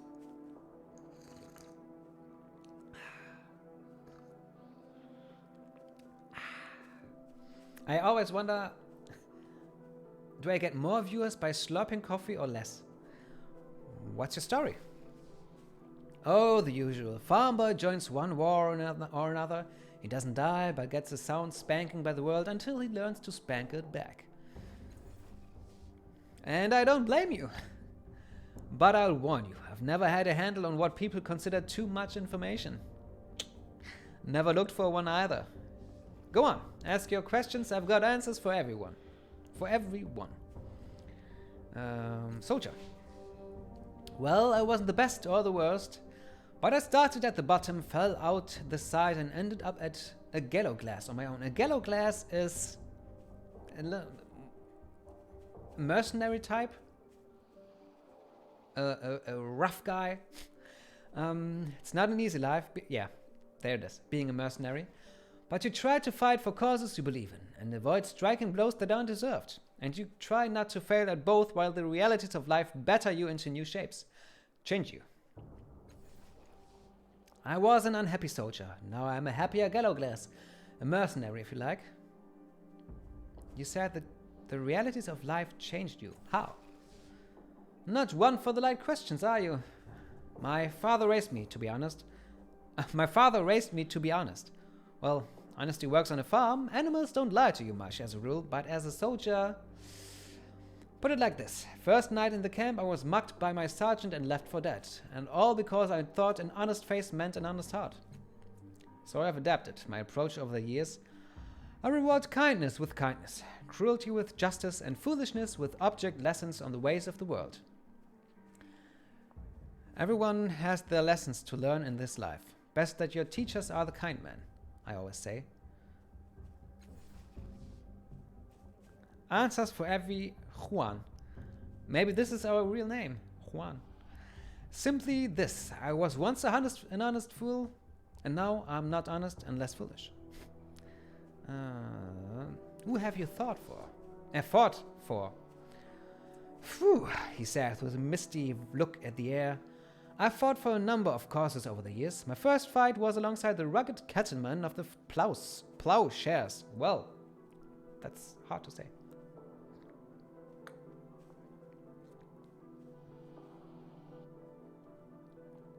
Again? Your internet? Yeah. Fucking internet. What can we do about that? Maybe try a wired connection instead of Wi-Fi. Oh, we're talking to Tybir. Yes. Hallo in Ilberic. You do realize, Ilberic, that this is the Feuerglatz's English stream, right? You can. I mean, if you want, I'll talk to you in German, but just so you know, and you're not confused about anything else that's going on here. We are talking to Tybir, so it's a little sad, Kid Without You, that you didn't. To put it in a nutshell, he's a mercenary, but a nice guy. Yeah. Woo, he says with a misty look at the air. I fought for a number of causes over the years. My first fight was alongside the rugged cattlemen of the plowshares, trying to keep the slave families of the Sargus Protectorate from getting their hands on the bird folks grazing land. But I've been all over the map, and off the edges too, having good times and bad. Went with the Ailu rebels to White Company, even fought in the endless battle for a while until I figured out my commander was lying to me. Walked away from a hefty purse on that one, I'll tell ya, but it was the right thing to do. And the safest and the sanest. Okay. Well, that's a good deal. I'll answer in English and you can write in German. Coffee is live.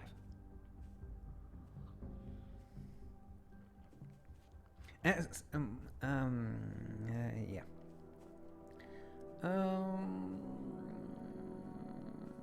Can you tell me about the endless battle? Of course I can, he says, but for a moment it seems he won't. His mouth works, but no words come out. It was more a nightmare than a war. We marched out one morning to take a certain hill, and we took it. Then a shivery little ripple crossed the battlefield, and we were back on the march, heading for the same hill, only this time the other side routed us. I lost this arm. He shows it to you, smooth and unmarked. You'd think our commander would have given us the rest of the war off, but no. She kept making us fight until the waves of time died down. We took that damned hill and held it. He smiles wearily. I'm certain I died a few times myself, but here I am still, whole and handsome as ever. All you need to know about that insane struggle is that it's still going on. The name doesn't lie.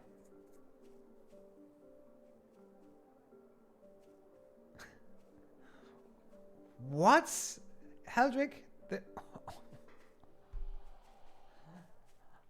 How do you come up with that now? Is there anything in your surroundings saying shrimp? Yeah, I've had the same confusion, Ilbrick. There's too much cuteness in my channel. Ooh, more coffee. But cute without E is one of your... Thank you. It's, just so you know, yeah, Ilbrick is... what's your name? In Harry Potter, pen and paper?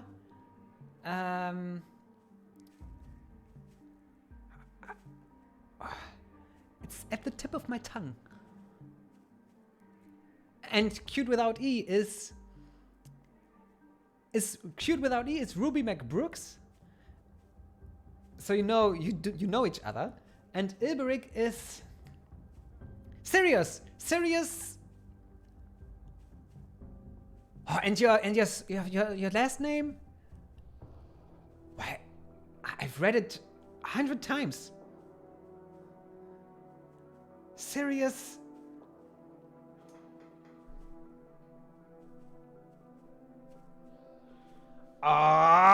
Sirius. From the family of the...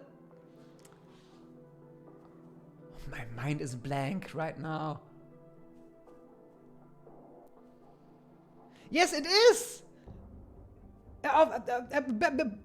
Butterfingers! Sirius Butterfingers. Yes, that's him. Yeah, so Q without E, Ruby McBrooks, Ilbrick Sackville, Sirius Butterfingers. Yeah, I said it first. Well, you said it first? I think that's the chat delay that gave you the advantage. Serious business. Yeah.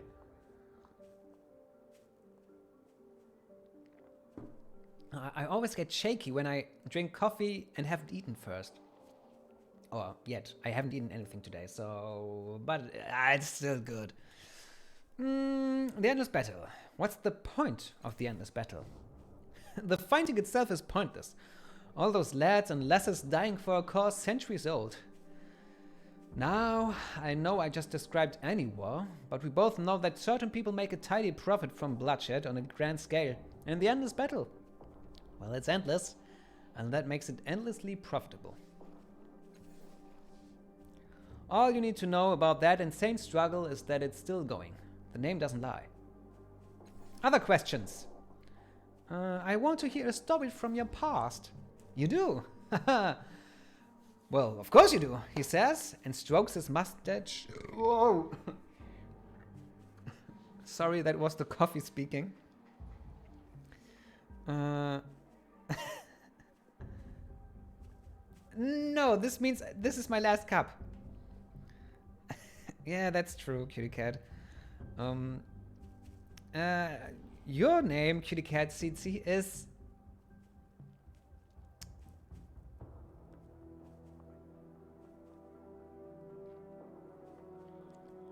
I know your cat is Felice. Your cat's name. Yeah, maybe I should. Drink more water. In a minute. And Cutie Cat's name in our Harry Potter pen and paper is... Charlie Dubois. You are Charlie Dubois. Welcome. So, tell me about your first battle. I nearly missed it. As I said, my sergeant knocked me out, stripped me naked, and hit the road with his friends and all the best weapons and armor in a stolen wagon. I woke up with a throbbing head and blood in my eyes, to the new sergeant screaming that I'd best throw on a sack and grab a stick because the protectorate was coming. I can't recall much about the battle itself.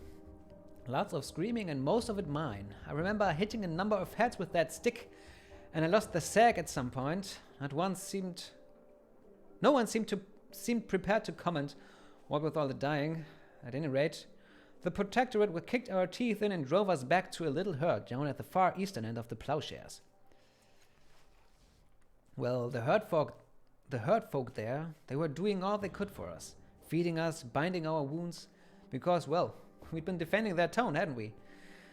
Trying to, at any rate, but they didn't know that the protectorate had also stolen all their need for provisions. The whole herd! And was headed south with them. Come winter, those folk were going to starve to death. He shifts, uncomfortable. My commander wasn't going to tell him, but I couldn't stand it. We were meant to be the saving of these people, and here we were robbing them just as surely as the protectorate had. So that night, the new sergeant and I burrowed to raced flying creatures, to raced and a sonic punch and flew south until we found the stolen Anine. We scream-dived the herd until they bolted and then chased them all the way back north. We nearly got knocked out of the sky a dozen times by their fire throwers, but we were assured that once we got the Anine away, they wouldn't dare turn back for them. They knew we were being reinforced the next morning, you see. Arvi got demoted for that stunt, and we both got a week in the Burg besides, but those herd folk were damn grateful. Some of them several times. Whoa, yeah, I'll drink. And I also have to pee, so pee break, I'll drink, I'll get water, I'll read the chat, see you in a minute, it's urgent. Hello, welcome back. So, chat. That's you, chat. Am I there? Oh yeah, it's just the delay. When I'm way too bright. This is this side. So if that helps anything. So Charlie Dubra, drink more water. I will drink now. Cutie Cat sees you redeemed. Water is life. This goes to you, Cutie Cat. You see that? I am... Well, maybe not that much, but I am shaking a little because of the coffee. My dad used to drink too much coffee and too little water, and he is now taking pills for his blood pressure. I don't want that. I don't like these blue and yellow purple pills. But I drink... Maybe not always on stream, but I drink enough water normally. But yeah, too much coffee might be true. But no, not really. But right now I am. Nobody talks about Oberon. Well, because everyone knows who you are, Heldrick. But yeah, to everyone else, he is Oberon... Not Crowley, Oberon Treadway. Is Slytherin, but is he happy there? We will find out. I don't know any names. Ooh, and Cutie Cat redeemed a Namensvorschlag for Feuerqualle. That's right, you can name our new emote. And oh, Ilbrick, if you're there, you have emotes now because you're a subscriber. Hey, and Heldrick, you too. You can use the official Feuerglatze Feuerqualle, but it doesn't have a name yet. And you can name it by, redeeming Flämmchen. And I will choose one of those naming suggestions sometime in the future. And yeah, we will name him together. Or it, or her. I'm not sure about the gender. Do Feuerquallen in English... What's Qualle? Jellyfish. Fire jellyfishes? I guess that's wrong, but jellyfishes... Do they have a gender? Yeah, there he is! Halloin, it says. He is very cute, even cuter than I thought he was. So Ilberic, now that you're... I haven't asked you. How come you have the time on a Sunday to be here? I thought Sundays were rather hard for you and Mestember to make it in the stream. Ah, he's sleeping. Okay.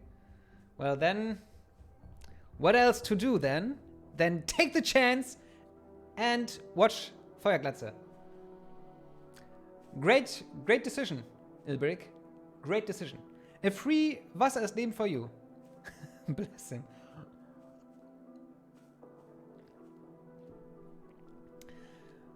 Okey dokey. We'll continue. But cute without E, you haven't said anything about our cute Feuerqualle. How come? Haven't you seen it? I thought it was right up your alley. So, first battle. Mercenary work. Too many stories in that sack to tell in a single sitting. He says, scratching its head. But I stick to the one with the least amount of back alley murders. It's too lovely a day for grim tales of bloodshed. It was just after I'd left the military life. I was desperate to make a name for myself as a mercenary. Too desperate, as it turned out.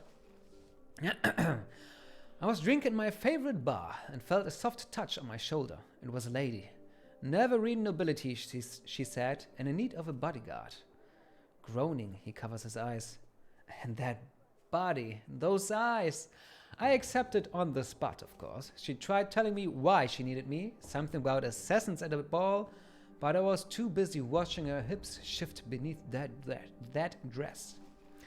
I followed her around that bar with barely a thought in my head. Then, halfway through the party, she excuses herself and comes back in different clothes. He chuckles, though there's no humor in it. She tells me that to anyone who asks, I'm her husband, Baron Gaishik of Navarine, and that we have to leave immediately. We worked our way toward the door, but were stopped by the host of the ball and a phalanx of city guards, and they demanded to know who I was. Terrified, but right on cue, I say, I am Baron Nykosk of Gavraline, and this is my knife. He shakes his head. 30 days in the blocks as an accessory. Turned out she'd stolen a fortune in living gems from an upstairs bedroom. She wasn't any kind of noble, just a common but beautiful thief.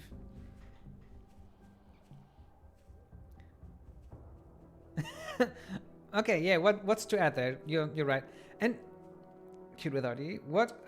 Which aquatic animal only visits every 12 months? The yearly fish. Yeah.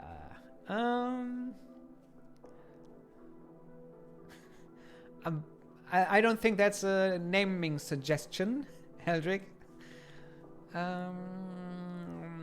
The dance.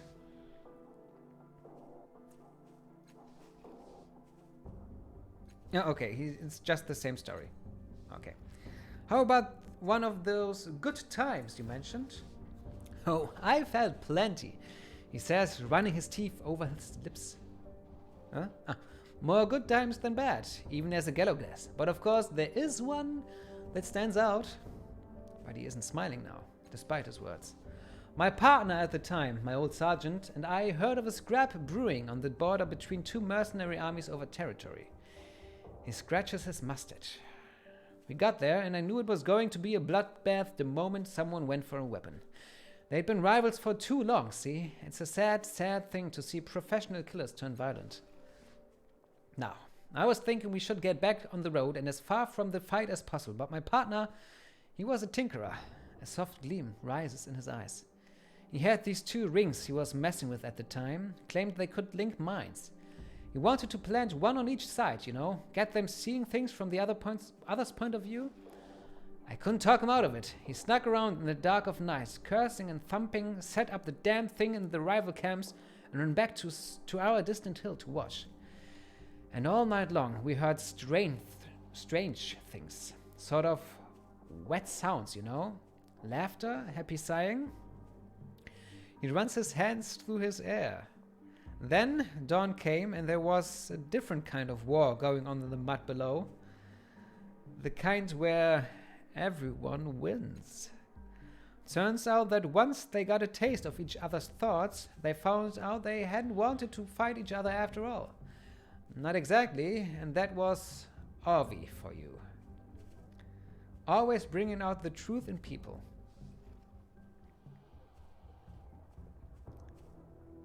How do you run your teeth over your lips? Yeah, I think this way? Or this way? But that was confusing to me too. So just to translate it to you, they sexed each other's brains out. Who's Orvi? Aha. Huh? Oh, let his name slip, did I? Orvine was the old sergeant I mentioned. First, we were partners, then more than that by a long shot. He sinks his thumbs beneath his belt. But, well, you know things, they change. Grinning, Tybir shakes his head. I haven't thought about the man in years. You can't help noticing that his hands, hooked to his belts, are trembling. Ah. Who's Orvine again? My old sergeant, partner, and lover.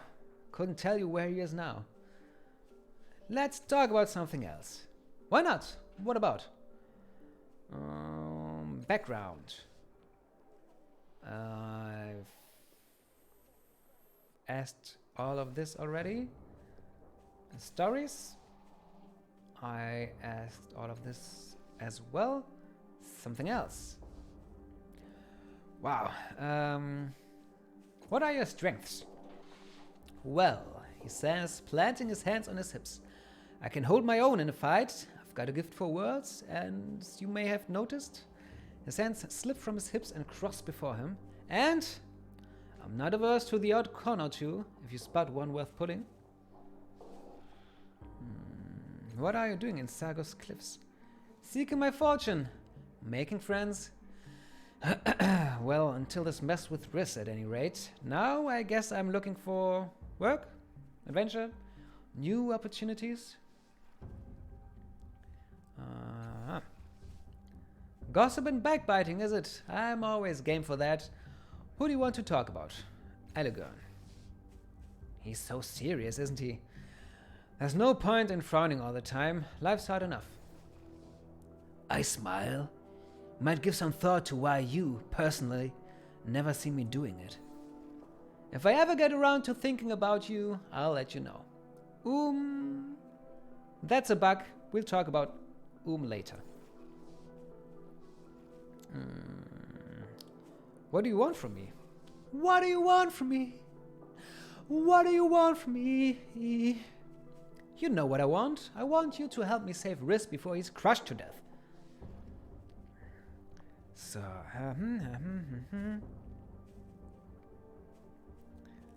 how are you holding up? Never better, he says, his face a friendly mask. Don't you worry, I'm with you to the end. So, let's continue. Wow. Thanks for getting rid of Calestige. You have no idea what it's like traveling with her. Though I suppose you've had a taste even from that short trial. He scuffs his toe into the ground and looks away. I'm going to say this once. I'm not much of a talker, but you know I have questions about your identity. That you're willing to bring me on says something about you. What that is, I'm not sure yet. Still, I'm willing to give you the benefit of the doubt, and I'll help where I can. Clear? I can have you... Yes. So that's settled. We've got things to do, right? What's your story? Not exactly my favorite topic. Fine, ask. Can you tell me about your history? He watches silently for a minute, a whole minute, considering his words.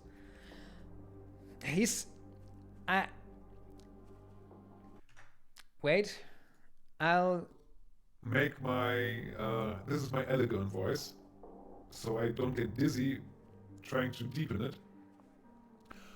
I'm not from around here. I was the local Aeon priest for a small Aldea. Orman it was called. Far west of here. Things happened. I left. Here I am. What things?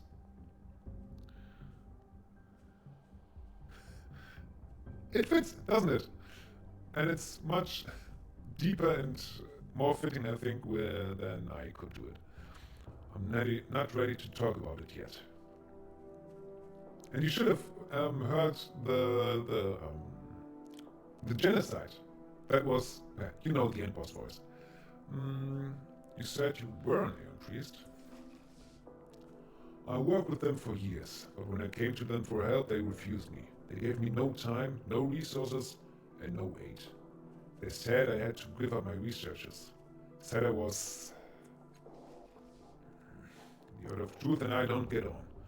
They think I'm carked and I think they are frauds. We exchange these little pleasantries every time we meet. Only got one friend left there, and I can't even contact him most of the time.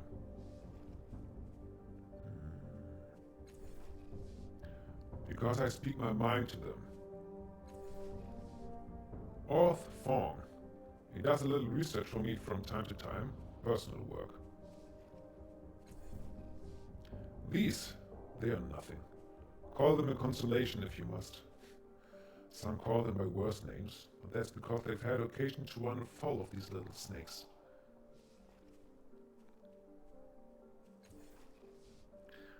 When the Order of Truth failed me, I sought other help. Steristi was known for finding things So, despite her reputation for being unreliable, I approached her, and she accepted, provided I help her find a way to achieve her transcendence. She seemed so kind at first, but when it became clear neither of us could help the other, she became cruel and spiteful. I don't know why I stayed after that, why she stayed with me. Habit, I suppose. Did you and Steristi? If you can call clawing and scratching at each other a relationship, then I suppose. It was pleasant at the beginning. I needed solace and she needed validation, perhaps. But when I faced her, she grew bitter and cutting, and I never heard the end of it. She used her words like a whip and she cut me down to the bone. What was that? A brief spark that took an eternity of pain to fade to nothing. I hired her to help me find my family. Oh, that's what it was about. Then couldn't rid myself of her. Why she wanted to stay with me, I don't know. I was born with them, just like you. Ain't a cast off though. I was an Aeon priest for the Aldea of Orman. Things happened, here I am. You already know I hate them, what more should I say? They turned their backs on me when I needed them most. They are lazy, craven, and turn away from the truth if it scares them. They care far less about knowledge than holding on to their positions. Okay. I had other questions. If we have to. A liar and a know-nothing. At least he doesn't expect you to hold up your side of a conversation. Very true. I can entertain myself and countless others for hours. Good. Why don't you go looking for them?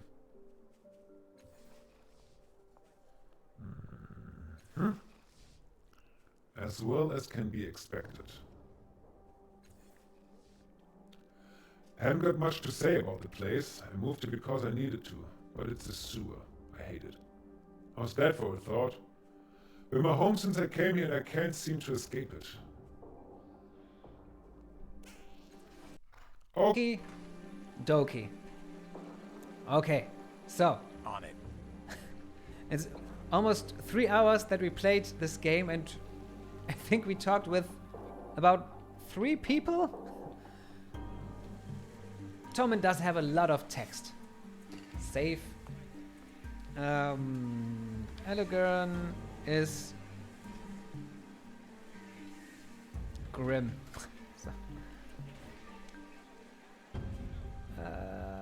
So, who are you, Jherem?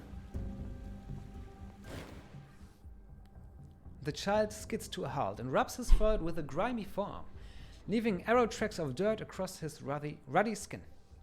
Hey, Shiver! He pants, shading his eyes from the sun and grinning up at you. Never seen you before! You called me Shuva? Shiver? What does that mean? Huh? Really? You never heard it? I have, but not... I have, but not since I was young. Kids are saying that again? It's slang from an older dialect, kid. My grandfather used it when he was young. They'd get outsiders coming through the village, dealing tough with merchants and shoving kids aside as they went about their damned important business. Shove it. Get it? Yeah, that's it, alright. A nervous blush colors his cheeks. It doesn't seem like he's afraid of Aligern, though. Okay. It's another name for adults. Don't mean nothing by it. Just a word, right? Why are you so dirty? I don't know.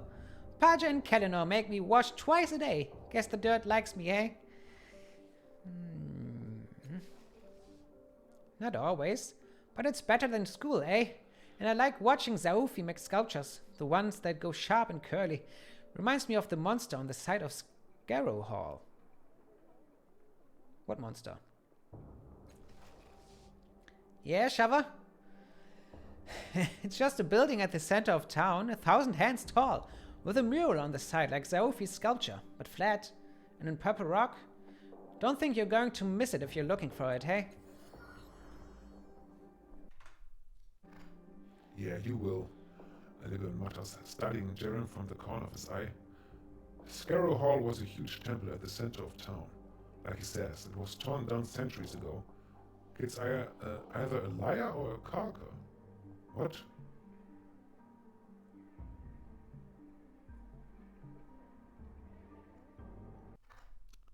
So we will miss it because it doesn't exist anymore. His sculptures. Not good enough for the side of Scarrow Hall, but close enough. Tell me about Scarrow Hall again. Huge building in the center of town with a huge mural on the side that looks like one of Zaofi's monsters. You can't miss it. Don't your parents worry about you running around here alone? My parents? You mean Paja and Kellenor? They're watching me until my Mart and Zero come back from me. Mart and Zero? What's that?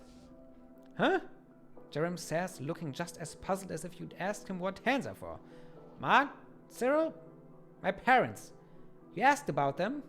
Paja and Kellenor are taking care of me until they come back. Weariness steals over Jherem's expression and he bites his lip, as though he fears he has said too much and is trying to hold the rest of his words in.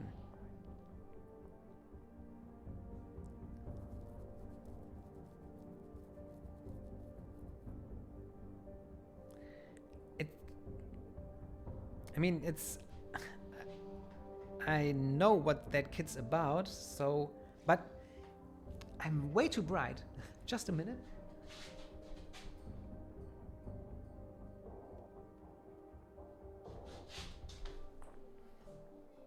Maybe this is better. Let's just see if I'm okay with that. Okay, that's better. He seems... let's just say very old school. So why is that? You keep using words I don't recognize. Where did you hear them? I'm not allowed to tell adults about that. Or about where I'm from. His gaze steals to Paja and Kellenor, both of whom are suddenly taking a greater interest in your conversation. Don't ask, hey? Oh, I hate to see this, Tybir says, raising his eyes to the sky.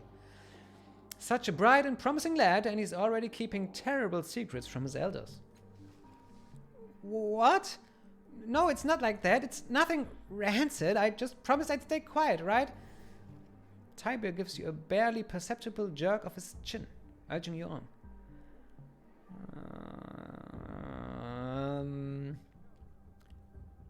What do you say? Let the boy keep his secrets? Or should we steal his secrets?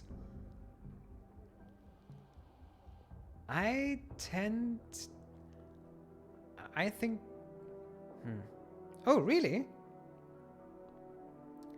I thought you'd choose 2. That's what I think I chose the first time, but I don't know. Maybe not. Any other thoughts? Choices? Otherwise, I choose what... Leave Brittany alone! Sorry.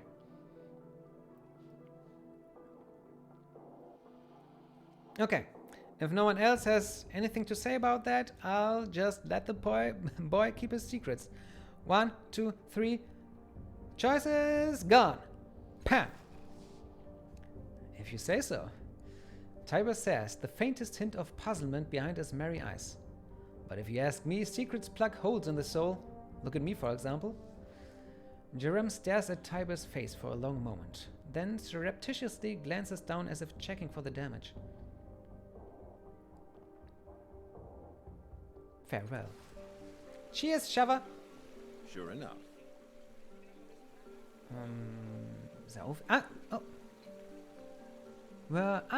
Paja and Kellenor. What? There they are. Let's talk to them about this boy. This couple stands together, their shared gaze fixed away from you. No words pass between them. Instead, they share a silent language of tenderness. Their bodies turn subtly towards each other, forming a private space between them. His hand reaches for hers, and without looking, she claims it. Still looking past you, they smile together. His is a curving line carved in oak, hers as unabashed and radiant as a lantern on a starless night. Turning, you see the object of their attention, a young boy darting between the stalls and playing in the dust. This boy, Jherem. Each distant, exhilarated shout widens their respective smiles and tightens their grip on each other. But all is not entirely well here. Your sharp eyes notice their knuckles whitening on their joint grip, and slivers of sorrow or fear in their eyes. The child's joy seems to be a source of pain for them as well.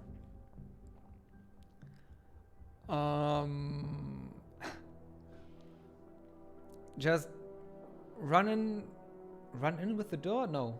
How do you say that? 1 or 2?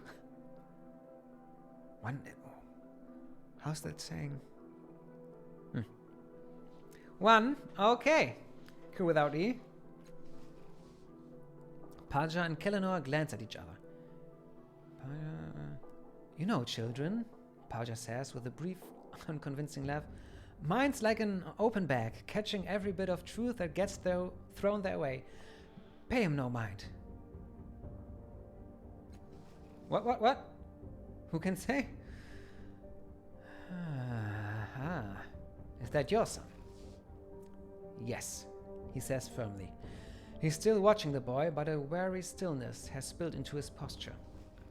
She swats his shoulder, and there's more punch than playfulness in it. Not yet, she says. We adopted Jherem, and we're waiting to see how he feels about that. Aren't we, Kellenor? His eyes flicker stubbornly, but he does not respond. Why did you decide to adopt? Smooth, kid. That's just the kind of thing people like talking about with strangers. Oh, I'm not embarrassed, Paja says, eyes gleaming. We love telling the story. Well, Kellenor and I, we've been together for how long? Years. Kellenor says, a glint in his eye. And we knew we wanted children, so we tried and tried. We tried a lot. Some days I barely had time to put my clothes on before Kel took them off again. Interesting. Go on. Paja raises her eyebrows but continues. Well, there was poor Kel, practically falling asleep on the shift, forgetting his trousers half the time, and me with nothing to show for but a glow on my cheeks. Clearly, we were working with a barren field. Or faulty seeds, Kellenor adds, deadpan. Does run in the family. So we decided to find a child who needed a home rather than getting old trying to make one of our own. Paja says. That answer your question? He is right, yeah. I wouldn't have thought that Aligern was the one lecturing us about manners. Sorry, I'm going to need more details. Paja says, swatting at you. I like this one, Cal. He hardly blushed at all. She leans in and lowers her voice. We get asked this question a lot, and finally, we found that being explicit about the process usually makes the questions that just melt away. You've been talking to the wrong sort of people then, Tybir says, grinning over at you. We just love asking questions. Kellenor chuckles at this, even him, but says nothing more. What brings you here? Jherem likes it, Kellenor says. The stern expression around his stern eyes softens somewhat. We don't have much time between shifts, or money to spend on fripperies, so we'll bring him to the market when we can and watch him play. It's better than a night at the theater. There's a theater here? Kellenor raises their clasped hands and kisses her bruised knuckles. Okay. Kellenor, anything you have to say? No. Okay. Anything about you, Jherem?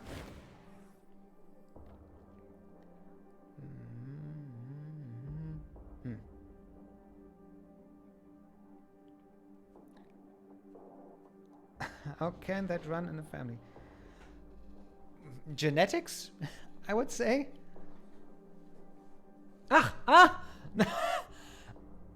Now I know what you mean. Huh, good point. Maybe his brothers. But yeah.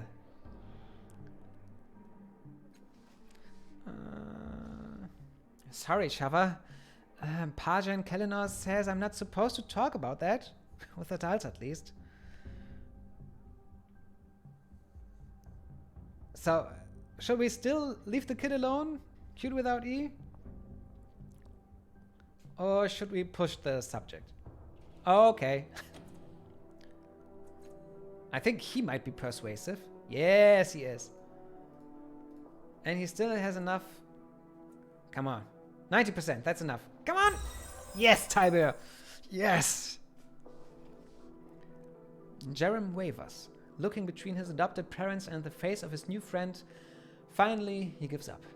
Alright, I guess I can tell you, but you can spread it around, right? Alrighty. Here, Shava, he says, brow crinkling in frustration. I'm from here.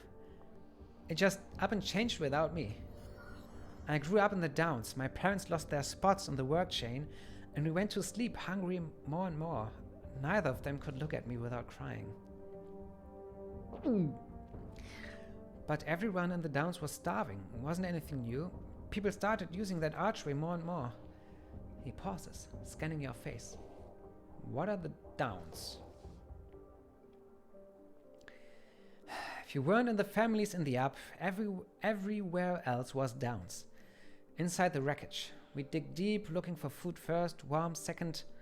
My neighborhood was inside this curvy spiral. If you've ever seen paintings of a seashell, it's like that. Okay.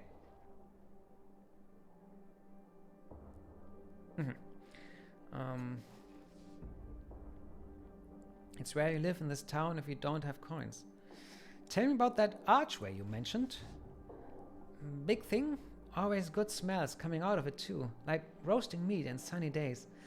I used to watch it, but I was never sure what it was for, you know. And the parents in the Downs never talked about it either. Then one morning I saw Corner, a friend of mine, and her Mart go up. Mart gives her a kiss, sends her through, and Corner never came out again.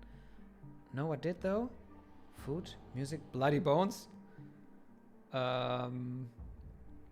You choose.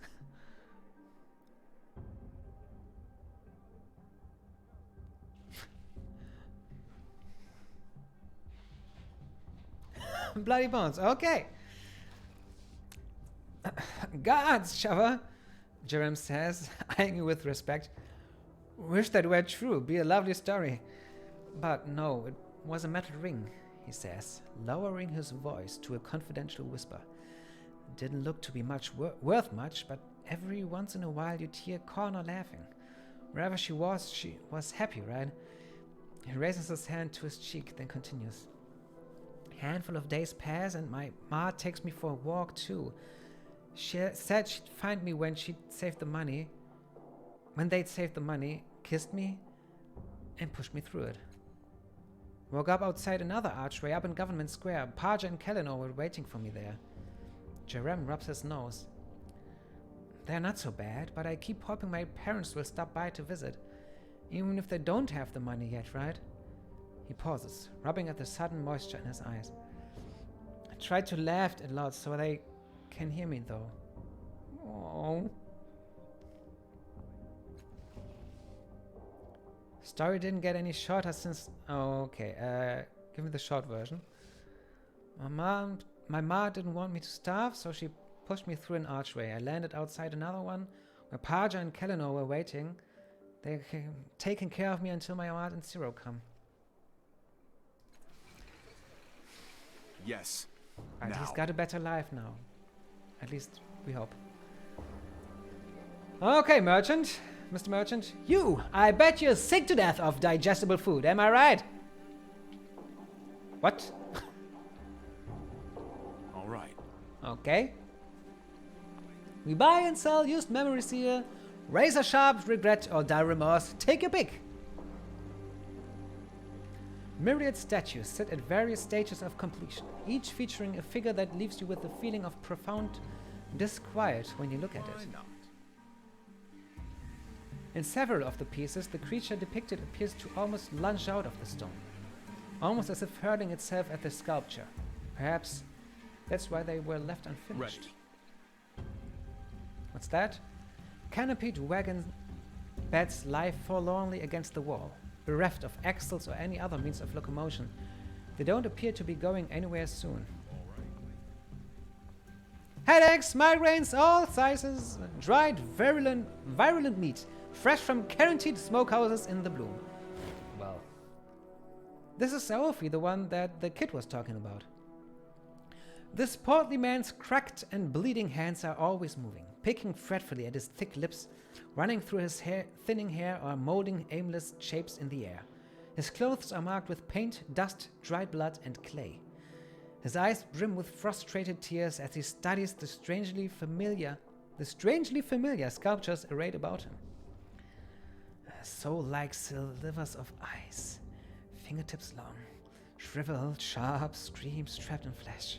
She holds him in place. She's killing him. He's not looking at her. Why? Why isn't he afraid? No. He claws absently at his sparse beard. What am I not seeing? What am I missing? Potential customer. What? No, you're not, he says, effortlessly drawing you into his self-directed tirade. No one wants these. They're honest but ugly. Death pulled from dead stone. And I wouldn't sell it to anyone in any case, not even for a tuft of bread. None of them are worth buying. None of them are right. I am Zaofi, stone carver, sculptor, divine painter of living eyes, and in this challenge, my greatest work, my talent, has finally abandoned me. Behold, my art, wanderer, witness these dull stumps, these crude replicas of a sublime being. What is it you think I've made?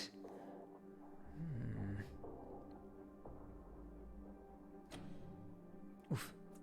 Oof. Oof. Ah! Success! We are lucky, really. You stare at the sculptures. Sorry, burp coming up. Burp time. Scusi? You stare at the sculptures. Your memories flow into its sweeping curves, teasing you with what you've seen in your short life. And beyond, yes. This towering thing is the true form of the creature that pursues you. Zaofi has sculpted the sorrow. You remember the one in our head? You don't realize that you've spoken aloud until you hear Zaofi's gasp and see the tears in his eyes. Yes, sorrow, or even grief, is present in the work. I feel it. But Where? I cannot pull it from the stone. I saw this creature on a cold night not long ago. Smoking coronas of blackened light drew me to my window. And there, on the street below... Okay! Okay. Q without E. I mean, it's only 10 minutes left, so you're not missing out on a lot. Bye-bye. It was fun with you too. See you later. Alligator. Goodbye.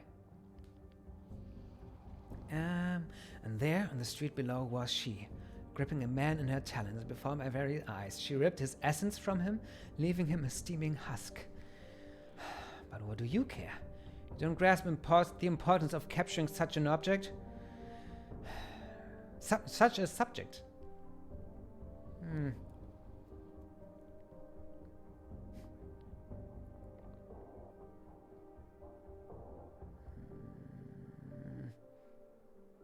Any thoughts about what we should choose?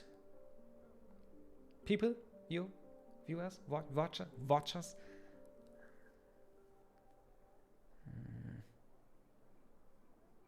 Maybe this one?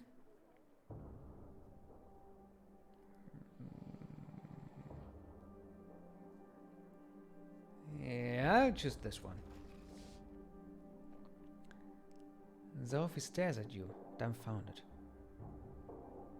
Oh, you think I'm trying to scalp the killer? He says, and then immediately corrects himself. Of course I am. I've succeeded, in fact. She's beauty and vengeance incarnate. What artist worth his metal couldn't capture such a being? But she doesn't need to be remembered. How could anyone forget such a lethal creature?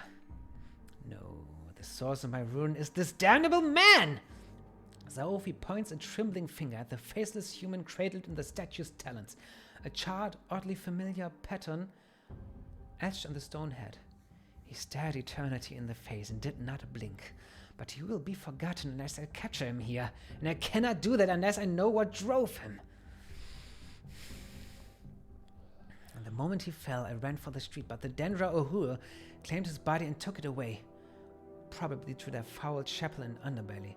Now I'll never know who he was.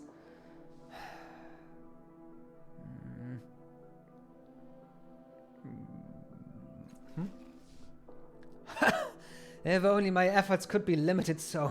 I've sculpted that blasted moment in marble, granite, and clay. I've painted it in oil and blood. It even follows me into sleep, where I weave the scene from clouds and dream stuff. Even those were flawed. Artists! You think they'd be happy a bunch? They'd be a happy bunch. They slap paint on a canvas and someone pays them for it. But no, they thrash about in their sleep, moaning and stealing all the sheets.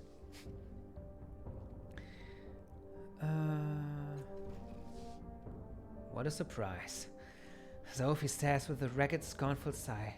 Yes, let us ignore the incandescent flare of the stranger's brief life and focus on his murderer. She's so much more glamorous. He rips his sparse hair as if it's going to fall out and glares at you. That's what you want, isn't it? That's what everyone wants!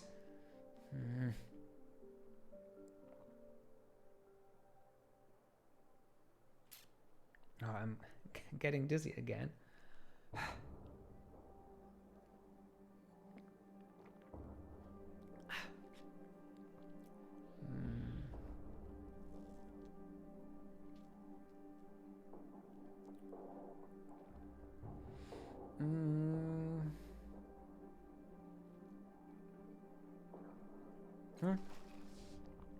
Oh, of course, Zaofi says, a flattered blush rising on his cheeks as he directs your attention to his work. I captured her as I saw her, perfectly. See the dexterous, overlong fingers, the flesh formed of shrieking prey, but there was more to that moment than even I could capture here. And studying her from my window, I knew that she did not belong in our world, and yet I could not help but see her there, as though she was forcing me to accept her presence. To look upon her as to see death made flesh, and yet her victim saw her and did not flee. Why? What granted him such bravery when we lesser creatures cower at the coming of the night? What are the Dendra Ohur? They are a cult and a curse. They would have you believe they exist to preserve the great works of humanity, to celebrate life. You may even believe them until you smell their breath. The truth is that they squat in their underbody chapel eating corpses and claiming it gives them power. Who and where are they? A pack of damnable corpse gobblers with pretensions of mysticism. You can find them in their underbelly, in their chapel in the underbelly. If I learn anything about your subject, I'll let you know. Ooh, is this a quest? I think that's a quest. All right. Okie dokie. I mean, it's not 1 o'clock yet, not fully, but this one made me dizzy, combined with no food so far and the coffee. So I think I'll stop right here. Next time, because I forgot that today, we will read through our journal and read through all the quests we haven't completed so far, which is every quest. And I think that makes for a good Zusammenfassung. Why don't I get not conclusion? Well, you know, a good start for the next video to go over what happened so far, and we read what's in the codex, because we ignored that completely too, and there's a lot to be read. So. Oh, no, not load. Sorry. I thank you very much for watching. Sculptor. Yeah. So, thank you very much. I'm starting to sweat, really, after voicing that sculptor. So before I swoon, yeah. So before I lose consciousness, before I fall into a coma, I leave you right here. Goodbye. Thank you for watching. I love this game. It is so fun, and it's much fun to voice it. So yeah, my English is lost. Yeah, I think that's the right time to see you later, to exit to main desktop, even to main menu. Bye, adios, see you. I'm hungry, and you, yeah. For a while, yeah. Thank you for being here. See you. Bye. Oh, I'm really. Bye.